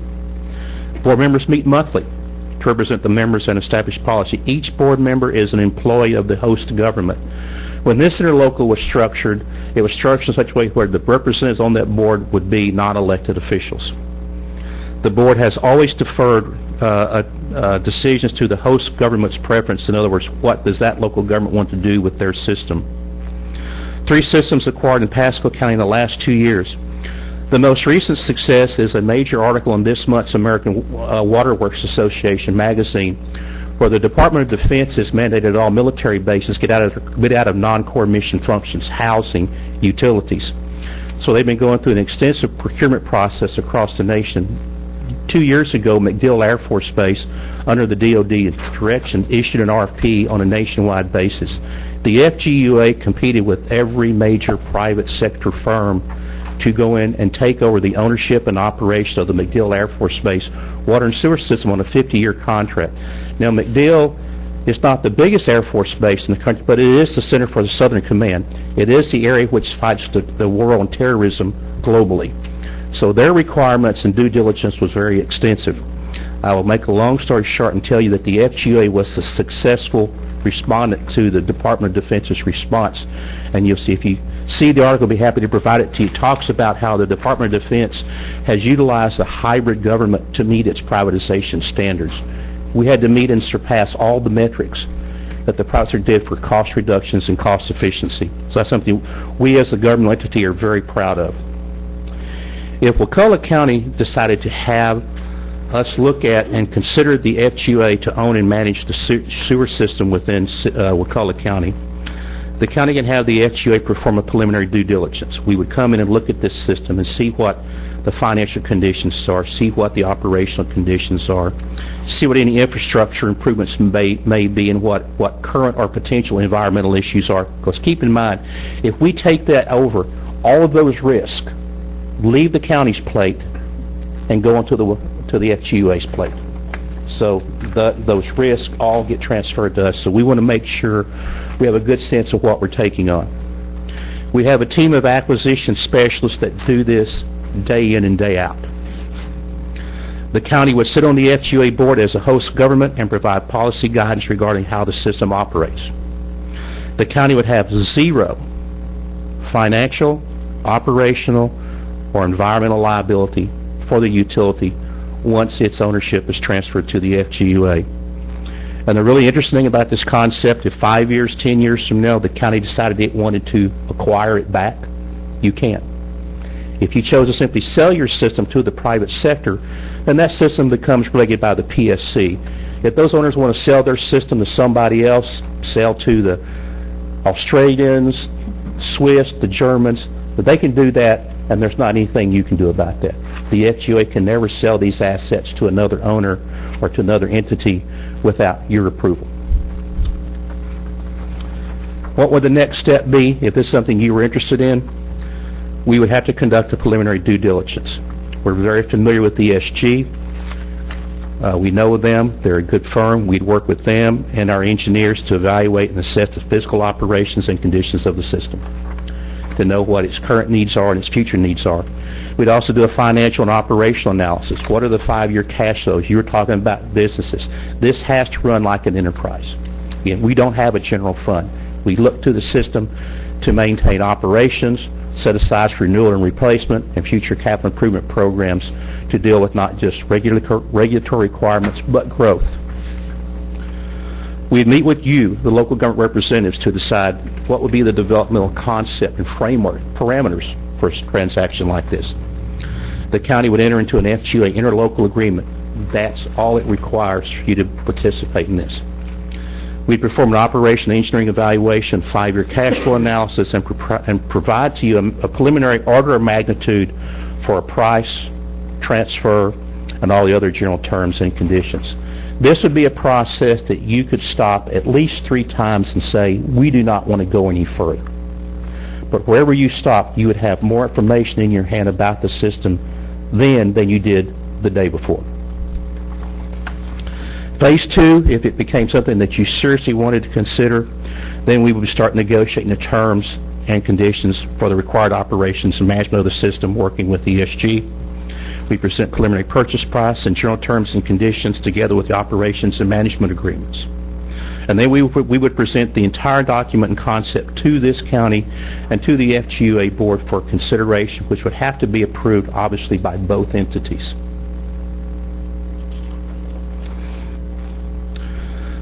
We would complete the final engineering and final due diligence, finalize the cash flows.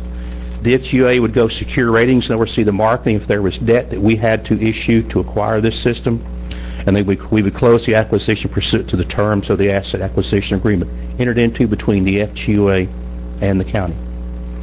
Now, tried to go through this fairly quickly, but basically, what would be the next step? Meet with the appropriate county officials, see if there's something you want to consider. Develop the acquisition principles. In other words, what would be the framework? What would be the four corners of things that you would say we must have, or would like to have, or want to consider in any such concept? Develop a preliminary due diligence budget and timeline, and then consider the interlocal agreements that would define how you participate in the FGUA. That's a pretty quick walkthrough. Heather disclosed the relationships. I actually am proud of the fact that this is what we do day in and day out. That we can come to you and talk to you about this and provide any answers to any questions and why you might want to consider this. And if there's something you do not want to consider, we completely understand. 2 years ago, most communities would not be talking about this. But with the economies, with us having to close libraries, lay off policemen, do this and that, these are things that we are finding many communities are looking at. Is there a different way for us to do this, yet still have a say in how it's being done? So I'd be happy to answer any question. I assume you pay for operational costs, utility rates. With the rates, yes, sir. Does your group set the rates? The FGUA board sets the rates, but remember, you are on that board.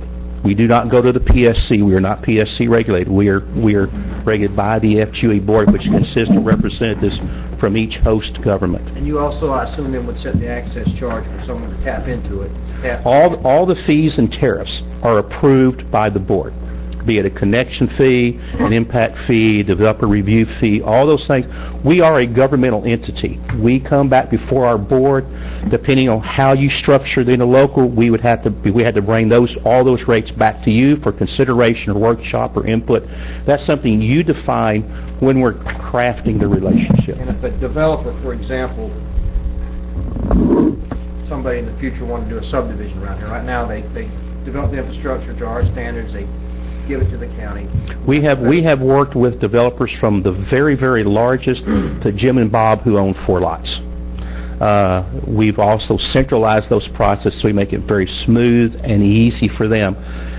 One of the big mistakes many single governments make is they try to make one size fit all for every developer. And I can assure you, one size does not fit all for every developer opportunity that will come to Wakulla County. So we have many ways in which we can not just entice but accommodate the developer in terms of the different kind of agreements that we can develop with them to make sure they get the most critical. One of the most critical aspects of any economic development decision is infrastructure. It's roads, it's utilities, it's the availability of that capacity when they know they may go vertical. So, yes, sir. You qualify for any grant that we would qualify for? We are, the only grants we would not qualify for are the small counties, the entitlement, the CDBG, but we would qualify for those through you. We can make that, but all the other grants, the DEP revolving loan, those things, RUS, excuse me, any of those things, we are just as eligible to go after as any other local government. You would take our debt structure we have now. We would take it off your books. We'd either refinance it or we would assume it. And you'd look at what it costs to run the plant, and you'd say, you need to raise, just an example, instead of $10 a month, we need to charge $20 a month in order to be able to operate this system. You would know that up front before any transaction took place. My root question is, what's the difference between us doing that and you doing that? We're having the wherewithal up here to do it. I mean, is that it? Is that really? Well, again, having the guts up here, having the wherewithal I up here to do understand. it. Basically, no. I think that's one of the. We had this question asked by a county, Pasco County, that had been trying to acquire the Aloha system for 10 years, and they asked us the same thing. What is it that? Are you smarter than us? Do you know more than we do about that? And one of the people on our team gave them the very politically correct answer. I said, yes, we do. This is what we do every day. We have acquisition teams that do that every day. So an acquisition they had tried to accomplish over 10 years, we accomplished in 4 months. Our Operators are those that are selected to an extremely competitive process. You have a good operator, ESG. We would work with them. But we also have the collective skills to look at what your system needs long-term to make the decisions on that system, go out into a market to where, to be very honest, our competitiveness in that bond market is better than yours, because we do that every day, and we come out there as a... Think of the biggest challenge we had when we created the FG. We had to go borrow $300 million, and we had to provide them with some historical proof of what we had done. We hadn't existed the day before. So we had to start there, and since then we have done nothing but strengthen our relationships with all the rating agencies. When we did a refinancing on Aloha for $120 million, the market was in the toilet. We refinanced that for 4.16%. We saved the system $12 million of interest cost over the next 30 years because of that Do financing. we stand good for the bonds? Or No, was sir. it- or we're not Absolutely the not. back? You take Once the those system. assets are transferred to the FGUA, you are out of the utility business. Are we gonna, just a very simple question, are we gonna make money on this? We don't know until we look at it. Yeah. I would never, and the thing that we know in these public-to-public transfers, unlike if you were an investor-owned utility, owned by a private investor, your goal is to take your check and run. So all of here, the goal is to transfer those assets. If there's a fair value, achieve it. But what you want to do is see that partnership be a benefit to you financially, environmentally, I understand. for the future. We have on your board, the board is the Wakulla board for this Wakulla system, or is it? No, a- you'd have one member on the board from Wakulla County. And how many people are on your, how many people are on your board? There would be 6, 7. So you got 7 counties, so each county has a board member. And they have one vote. And then those board members make the decision on all the 7 counties And- as to the operating policies Yes, they that do. you do. And since 1999, since the board was created, we have had a standing rule of what Heather referred to it, and I refer to it as host government preference. That is, if the Wakulla County or Lee County said, I want a $700,000 renewal and replacement program this year, the other board members will always yield to that host government's preference. There's no reason not to, because the decisions financially, operationally, and managerially stay within that system. We don't go to one system, take money from that, and put it in another. I understand that. I've been there on that. Yes, you have one vote, but you have what we call host government preference. We have a real problem with a community called Wakulla Gardens that has no sewer. How do you get sewer in there when we can't? We'd have to look at that. What we have the ability to do is A lot of people there, so that's not a problem. I mean, I live in Tallahassee, so I am somewhat, probably more than just passing familiar with some of the wastewater challenges Wakulla County has, and I would never sit here and tell you that there's a bag of magic, or there's free money, or there is an easy way to come in and bring sewer to a community that does not have sewer, because it's not. But again, what we have are people that this is all they focus on, day in and day out. We don't get distracted by the next phone call or the next board meeting. So we work with those communities. Our community outreach program is extensive. Nobody will ever have anything done in their community that they're not fully comprised of, and if there are neighborhood groups and associations, we involve them. But the fact of the matter is, if you're putting sewer into a community that they didn't have it before, and we don't have grants to pay for all of it, that community will pay their proportional share of that based on the benefit that they receive from that. Is that board appointee usually a politician? No, sir. In fact, under the FGUA interlocal, an elected official is prohibited from being on the board. That's a good. Alan, you had... I have a few questions. You said that you had several companies that have come and left from this co-op, from the FGUA? Counties. Counties. And I'm not needing the details.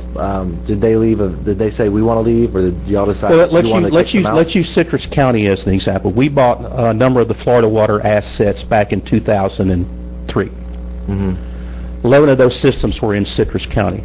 Citrus County's utility system was in somewhat of disarray coming through new leadership. In 2006, Wakulla County voted to take those assets into the county. I'm sorry, not Wakulla County, Citrus County. Citrus County is still on the FGUA board. Mm-hmm. Citrus County did not remove themselves from the board. So Bob Knight, their director of utilities, has been on the board. In fact, next to Polk County, they're the longest tenured board member. And the reason they've stayed on the board is they know they have 180 private utility systems in Citrus County that are all simply waiting for the septic tanks to start leaching into the water supply. And they look into us as a partner that when they're starting to try to consolidate all those systems, that the FGA will be a resource there. So, but all of the counties that have left your organization, they left because they wanted to. It wasn't FGUA. Citrus County, when Citrus County left, we had put $25 million of improvements in that investor-owned system that we then transferred to county ownership.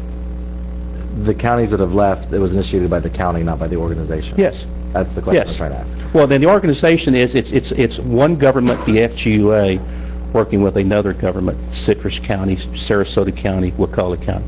Okay. So the board that you allude to is a statewide board. There's not a local board. County.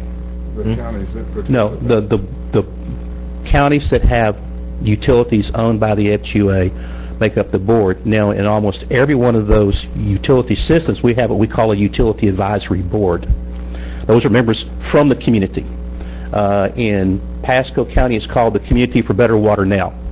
Represents about 25,000 utility customers. We meet with them monthly on issues of budget, capital improvements, rates, environmental issues, and those things. So, but no, there is not a separate board for each county. Okay. And then it depends on the interlocal how that one person who represents our community would be chosen. Yes. And you also pick an alternate.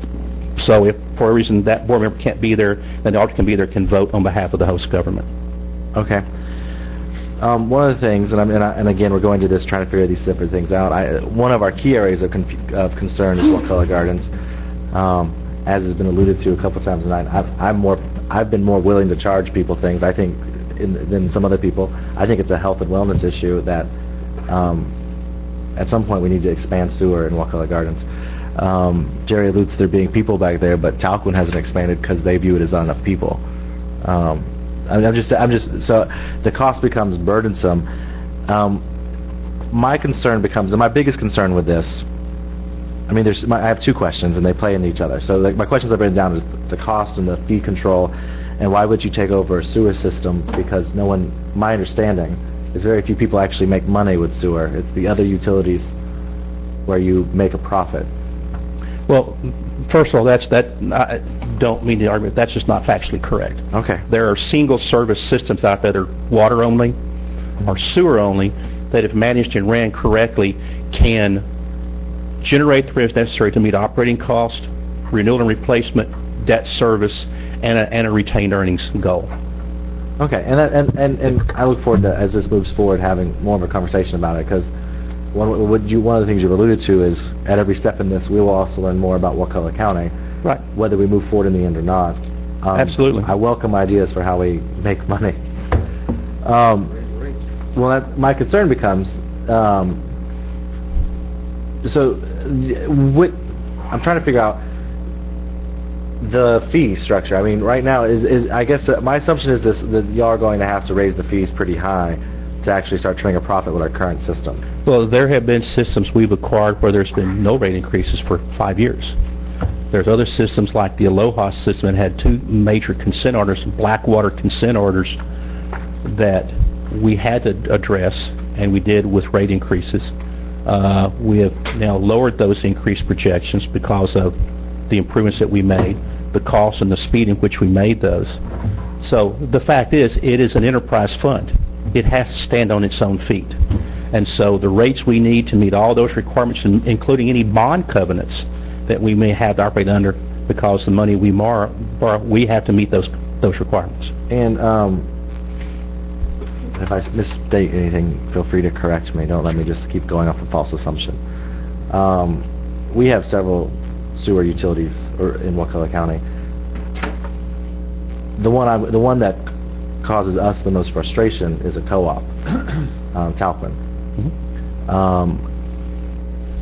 Could you also, at some point, acquire Talquin's utility? I never say never, but I don't think Talquin would consider them an acquisition target by anybody. What we do, however, is, as we've done in other communities, is where we don't have to make capital investments because we can have interlocal agreement with that sister utility for either water capacity, sewer capacity. We don't need to make those investments.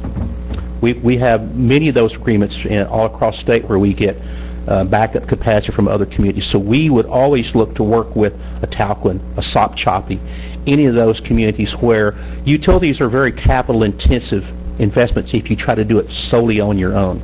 And keep in mind, we are here to be your tool. We're here to be your partner. So we would look in every situation or partnership that we can where we can avoid making those capital investments. But you, if they wanted to, you could take over Talquin. We would certainly could look at that. Again, this due diligence is not to just see if this is something that you would want to move forward on, but to see if it's something that we would want to move forward on. So, absolutely, we've looked at a lot of systems. Again, in Pasco County, they have their own water and sewer department. Yet we're looking at about four other acquisitions in Pasco County because, as they say, their plate's full. Same way in Lee County. Lee County is a very progressive urban county. We own two systems there, have bought one in the last year because the county avoided having to make a $40 million investment in a regional sewer plant.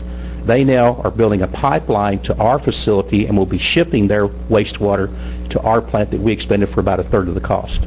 So in this process, you could still look at our wastewater system Yes. and decide with our debt, our costs, the way it's structured, the state, and the code for, because right now, without changing our comp plan, we have a pretty strict code for it with the level of water. And I think most importantly for us is we'd want to see where we need to be in 5 years.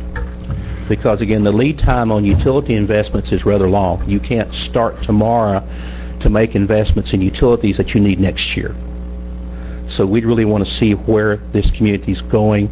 There's a lot of facilities out there, the big facility at the prison. What's going to happen with that? What does that owner want to do? How would they want to partner with us? All those things we would want to look at so we could come back to you and say, here's a comprehensive approach to this. What kind of rate of return do you normally look for? The rate of return on each system is different. It's based on renewal and replacement. It's based on how much we had to borrow to purchase that system. What we try to do is we meet several standards. We try to always set aside a minimum of 7.5% of operating revenue to an R&R fund. We have to meet at least a 125 to 145 coverage on debt. And we always try to meet a 120-day liquidity factor with our available cash. We have that much cash to meet any current cash flow needs. The retained earnings and the reserves are a product of anything that we generated above the cost. It goes to the bottom line, and it's used by that system to offset any future debt or any future capital improvements. Those monies all stay within that system. But basically, you still have a rate of return that you're looking at. If you wanted to use a discounted cash flow analysis, we're probably looking at between a 6 and 8% return. That stays within the utility. This is looking at treatment and collection, Yes, sir. all the lift stations. Yes. The whole system. The one thing that we need to keep in mind, so the public understands why we even, this is the first time we've looked at anything like this. I asked the gentleman to come and talk to us, and I told you guys I was going to get him on here. Tim, we're in trouble with, sewer's not making money. It's going in the red every year. It hasn't gotten in the red yet, but it's gonna. The bottom line is we've got a revenue problem, and you're right. But we just increase rates, and that helps some. But we still need to increase more. The bottom line, the biggest thing is that we paid to expand the system a number of years ago. We took out a loan to pay that. It's $500,000 loan payment we have to make every year, and we have nobody connecting onto the system. Right. And we can't make our loan payments. We're using our operating funds to pay our loans. Exactly. And that comes out of the general fund. When we can't, at the point where we can't make the loan payments, yeah, it's going to have to come out of the general fund, and then you're going to have people that don't even have sewer paying for sewer. It's not yet, but it's going to if we keep going in the direction we're going. That's why I'm heading down the same road with solid waste anxious and to with do sewer something now before we get to where we're taking it out of the general fund. And we need to do it quickly. The other part is we got to expand. Talked to Cleve the other day, and the daily flow is now exceeding the number that we need to start going ahead and planning, and that's got to be part of the process. Is we got, like he said, we've got to start now expanding the plant, whether we want to or not. Even though there's not people hooking on to it, we still get more flow. I mean, we just had Sop Shopping come on with all their hookups. I mean, that changed things substantially. So, But will this gentleman, and we say we need to expand, if we're not expanding with tie-ons, he may say, well, not right now. well, what he told, now I don't want to put words in my mouth. Well, I asked that question the other day when we sat down together, and I said, what if we want to go sewer an area like Wakulla Garden or anywhere else? And they said they were going to work with us. Well, we would come back, and by the way, thank you for referring to me as a gentleman. That's been one of the nicest things said to me today. But what we would do at any expansion program, again, keep in mind, our CIP program has to be signed off by you. It has to be consistent with your own comprehensive plan. That being said, we also have to be nimble. So an opportunity presents itself tomorrow to deal with either an environmental emergency or a growth opportunity. We want to be ready to go. But again, that gun does not go off without the full consent of the county. We need to, I mean, at a minimum, we got to do a study somewhere here to figure out what rates need to go to meet present needs and future needs, and that's going to be a big increase in sewer fees. And again, if the board is willing to do that. It's been hesitant to do that in the past, but it means jacking up the rates, and sometimes we're reluctant to do that. I mean, we need to charge what things cost. Just like the fire, just like property taxes. I'm with you. We need to charge the realistic cost, otherwise something else has to pay for it. Now, And if this was just a fee issue, then I would strongly suggest you simply hire a rate consultant and you not look at this option. This has got to be for more than just rate increases. This has got to be because it gives you a chance to have a resource that's focusing on this every single day, morning, noon, and night. If the county has that ability to do that, go forward. But it also is a risk transfer option for you. That all these risks, all these environmental issues, all these operation issues are taken from you and put on the FGUA's back. Well, following that, I can see the advantage of, because right now we don't have the team with the grant writing experience or the knowledge to go out there and get the money coming in to expand our sewer. I can see that advantage where they could bring that.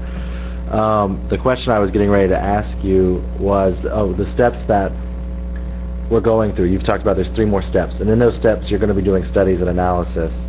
If we, in the end, don't move forward with you, if we move forward with that process and don't move forward with you in the end, are there any fees incurred by the county in this process? Yes, for phase 1 due diligence only. And in phase 1 due diligence is where we peek under the hood. We do a higher level analysis than we would when we got down to the nitty gritty.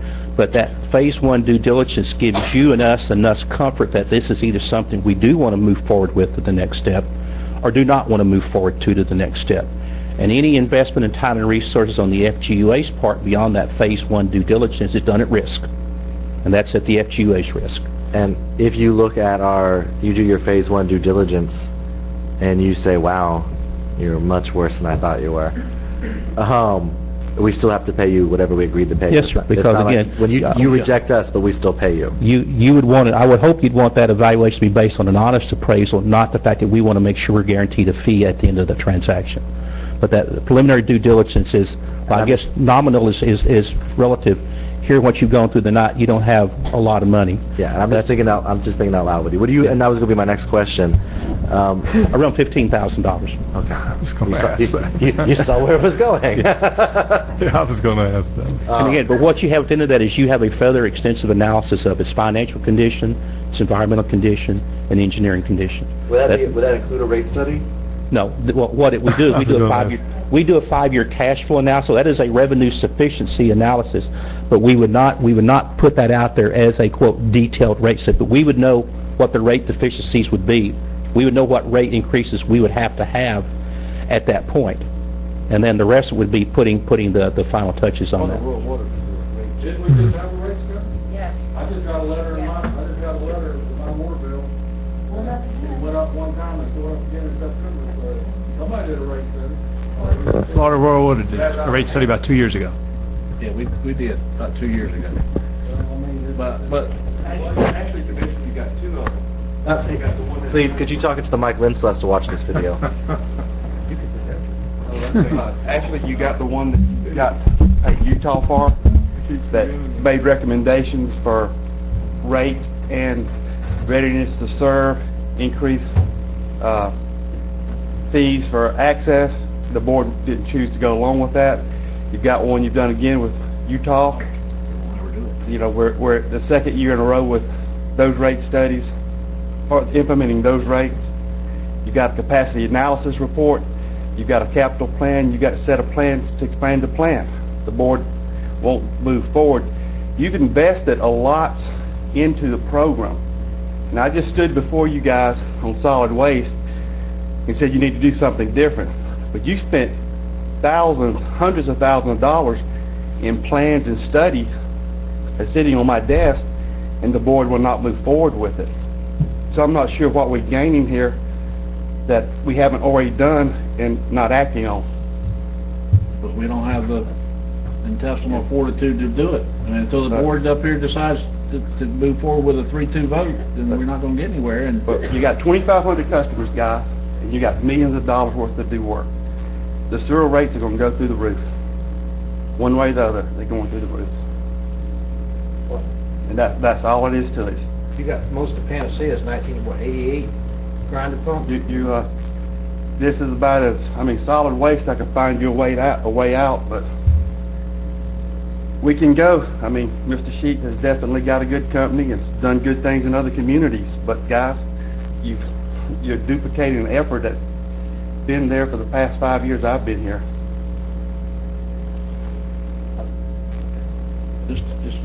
Yeah, no, that's just the conversation. I don't remember that much, and I'll go back and review. I don't remember that much coming up regarding the sewer floors in the last couple of years. We talked about trying to expand the pipes to Wakulla Gardens. because we've had all these other things on our plate, like garbage and... One of my questions is... Sorry. Thanks, Mr. Sheets. Let us get Leonard up here. Sorry. One of my questions is that we've got ESG already in place down at the sewer plant. They've got a certain amount of people. They've got an operator. They've got the people that work on the distribution system. They've got the people that works on the pumps, on the lift stations and that type of stuff. My question is, how can this company come in, and I don't understand this gentleman says this is all I do. Well, I think that the people that run that sewer system down in Otter Creek, that's all they do. I don't think they call you every day and ask you questions about how they run their system. You know, I mean, it takes a certain amount of people regardless. Unless he's got one person that is a do-all, I don't see how they're going to come in here and run this system so much more efficiently, unlike what Randy said, unless the rates just go through the ceiling. And I'm going to tell you, people like myself, it's got to end somewhere. We can't keep, you got a few people in this county that are paying, and after a while, guys, when you back us into a corner and we can't pay, people like myself, where are you going to get it then? It's not going to fall out of the sky, I can tell you. And you keep backing people with taxes into a corner. The tax you talked about earlier, the people in Sop Choppy already pay a 10% utility tax on our light bills. I got about 7 of them a month, Progress Energy. I pay every month. 10% we already pay. So if you're talking about a fair tax, a way to generate money, then that's a fair way. A person can come in, don't get me wrong, there's nothing wrong with a single wide mobile home. I've lived in one, I was proud of it. But a person can come in, pull it onto a lot, not pay one dime of ad valorem taxes. So I want you to look at it from that aspect. And like I said, you know... In the end, Leonard, the issue for, and you know this, is because y'all do it with water. Y'all have to adjust the rates to make it... Exactly. And all we want to do... I understand exactly where you're going, but what I'm saying the is board's never had to... This gentleman's painting us a perfect panacea with his system, and I'm just wondering what's he going to do? It's just an option, Leonard. We invited, don't get on him. I'm not getting on him. I think he's got a good idea. He's a good speaker, but I'm just saying... He just come to make a presentation. I'm just saying that what are we going, you know, if you're going to do a study with him, then we need to do one, and I'd like to see it to figure out how we're going to run it, so he's going to run it so much more efficiently without doing some of the things that Cleveland have said, how he's going to run it if they can't run it. I don't know that. So, I'll be interested in the study. Cleve, where did we leave off? Thank you, Mr. Leonard. Cleve, where did we leave off with? I know when we were talking about the solid waste, I also had mentioned a couple times bringing back suggestions for how we can increase at the wastewater. Did we ever give you official direction, or we still need to do that? You've got a rate study, Alan. Well, You've got two of them. But bringing it back for us to make decisions, and one of the things we want to talk about, I know that you and I discussed, was increasing the price or changing the way we do septic tank. Well, we'll come back with that on the septic haulers, but you know, the guys, if there's a critical thing in this community, it's the wastewater system. But what I'm trying to make is, you've paid a loss of money to different consultant groups, not us. You haven't paid a dime for us to study anything. We strictly operate. And when it comes time to implement those programs, the board has not moved forward. I mean, so we can study this again, and it's going to come back the same way. You need to put a loss of money into your system, and you need to upgrade that plant. Or we've moved forward and not charged the fees. Like we did choose not to charge connect fees earlier this year. You're going to be under the consent order, and you're going to be forced to do it. But you don't have, you put pipelines in the ground. I've done this a few times too. You put your system in, it's the customers per foot of pipe, and you don't have many customers per foot of pipe. We got thousands of lots with sewer connections that should have been developed. That's not, I mean, they're just sitting idle. Well, probably, when will they ever build out? But the point I'm just trying to make, guys, and we're not collecting a readiness to serve fee. Well, we don't have a readiness to serve. We tried to do that, and it was shot down. That's the problem. I mean, we got to make. I'm just trying to bring the light. You're right, but this is the issue, and we got to fix it. Whether it's with this company or it's up here, however we do it. I agree. We've wasted a lot of money on studies, and we've done nothing. Now we got to do something. The board's got to move. So that's all I'm saying to you. I'll do whatever you want. You know I'm anti-study. Oh, yeah. I had an Excel program out in Parishes here where you could adjust the minimum gallon charges and whatever, and I think I presented that to the board. I don't. Got to do something. It's been going on for years and years and years. Mr. Chairman, just I would say in closing, for us, this is as much a real estate transaction as it is a utility acquisition. So the due diligence that we would have to do is not just rate sufficiency. It's what is the real estate. We're not here to replace anybody, but we were happy to come to you today. This is as much a governance alternative as it is anything else. We'd be happy to help you if you choose. Obviously, we appreciate our opportunity to come before you and present this concept. And we appreciate that. Thank you. Well, and Ms. Jackie. Chairman, can I just Yeah, come on up here, Jackie, where we can get you on. So, and again, Commissioner Arts is going to watch the video later, so it's got to be on the mic. Mine is just one of curiosity. And when you do not own the water system, in our case in the county, the water systems are the billing entity. How do you go about billing your customers if you don't have those water? We would contract who the billing entity was at that time. It's just like, again, in North Fort Myers, the county does the billing for our behalf for the water customers, and the North Fort Myers system is about 15,000 customers. So again, we're not there to replicate things that are working. So that would be part of your study, and you would talk to the absolutely. other governmental agencies or whoever That's right. is doing the billing and work that out. Yes, ma'am. Ahead of time. This is just an option, and we got to. But I mean, we need to start seriously thinking about how we're going to move forward, and that may be going back to what Cleve has on his shelf. And I agree that I'm tired of spending money on studies. We studied it to death. So I'll reiterate what I alluded to earlier. I think that there are things we could do differently with our wastewater system. I'm glad to have the conversation and consider them. Like, I was going to push to raise or change the way we handle septic tank waste at our waste, because right now people come and they tell us how much septic tank, brown water, gray water, I don't know what we're going to use for it, wastewater, is in their septic tank hauler machine. I'm not, and we take their word for it. And that's what we bill them. But they could be giving more, they could be giving less. One of the suggestions Cleve has made is start billing people for a full truck, whether it's a full truck or not. But that'll pretty much guarantee it's a full truck. But things like that we can make in that direction. That's an easy fix we can do. You set the world on fire, though, I can tell you that. Oh, it'll set the world on fire, but I will tell you, I mean, it's not going to generate a lot of revenue. It'll generate. It'll generate some. Well, I thought you meant people are going to get mad. People will get mad too.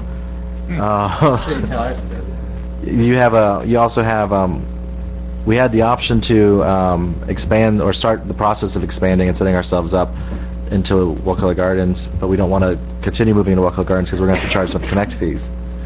I don't know at what point you want to do that, but that really is the biggest issue for all of us. The thing we brought up tonight is we need you to expand in Wakulla Gardens.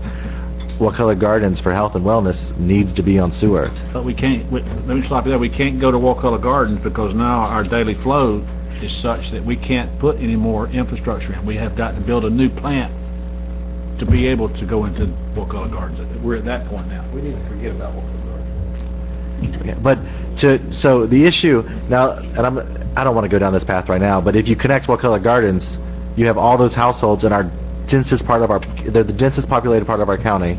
They connect, and fees will stay down. You don't connect the densest part of our county, and their fees don't go down. Everybody else's fees go up. That's just something to think about when we're trying to figure out how these processes work. And not only do fees stay lower because you have more people paying in, but you fix the health and wellness issue of people having septic tanks and well water more than one eighth of an acre. So I don't know. I'm willing to talk about whatever as far as it goes. Let's get some creative finance on the ability for those people to pay the fee. $1 down and $1 a week forever. Do something. We tried 10-year loans. Do a 20-year loan. Do a 30-year loan. Make it where they can afford it. That's just one part of the conversation. We as a board, and I'm trying to go over the votes we've had about sewer while I've been here. While I was on the board, we voted not to charge connect fees. Yes, we did. Because people asked us not to charge connect fees. I'll bring up the rates. I'll bring up utility rates. I mean, I didn't have hardly enough policy. I mean, I'm severe. What I got to lose? And right here? I'd like for you to. I mean, I'll bring it up. You know a lot about it. Yeah, that'd be great. Call me. Well, we're going to fix that. Yeah. Where's the newspaper? We're trying to fix that tonight. What way did he go? Well, we need to set the fee. I think everyone agrees, as long as you get what you pay for. People don't mind paying full taxes for school. Don't even go to public hearings about it. They feel they're getting what they pay for. We need to set the rate what it needs to be set at, and not sit here and sweat and pull our hair out. Can you bring that back and tell us what it needs to be? I'll bring up the rate study that's already been done. Absolutely. In effect, Randy, I mean, it's going up. It went up $6. Let me see where it's at now. Then. It went up $6 a couple months ago, about 4 months ago, and it's going up $6 more in October. So it's like $14 in a 6-month period if you've gone up on the Jack is right. I may not do anything. At least let me look at it. I think might be enough. Okay. And there may be things we need to do, like that's readiness to why- serve fees. That's why I have. There could be. Come on. Well, and there could be things like the readiness to serve fee, where you start billing people who don't have a house, but they're ready to serve by the sewer, and you start billing them for the privilege of having that in front of their house. That's one of those things that, at some point, there's going to have to be some fees charged, and it's going to be us or it'll be them. Mike, I don't think we. There should be. I know this is whatever, and I hadn't been into that, but there should be somewhere that you could borrow. The interest rate now for a new home is 3.5% on a 15-year loan. There should be somewhere where we could borrow the money for such a long period of time that these folks could be able to pay for their tap onto the sewer. And If you got a revenue stream to pay it back, we can. that's, well, if you don't do it 10 years, you do it 30 years, you do it 60 years, you just make it happen. Jerry, the issue becomes 2% money from the USDA. What you give us, the problem becomes right now you have people with septic tanks who aren't maintaining their septic tank, and they don't have a reoccurring monthly bill. The people who don't have a lot of money because they live in our low-income, high-density area, and if you start charging them $40 a month, they're going to be really angry because you're charging them a new fee, even though you're fixing their water for them and the whole county. So, thank you for coming down. Make sure you leave a copy of your presentation for Commissioner Arts, please. I grabbed the copy. Okay. But Perfect. Thank you very much. Thank you for coming. Appreciate that. Any more citizen input? We're done with workshops. Yeah. Thank y'all. Thank you. Thank you, Mike. I appreciate the idea. I was waiting to see what it was. When did y'all do the last rate increase? Before I was here.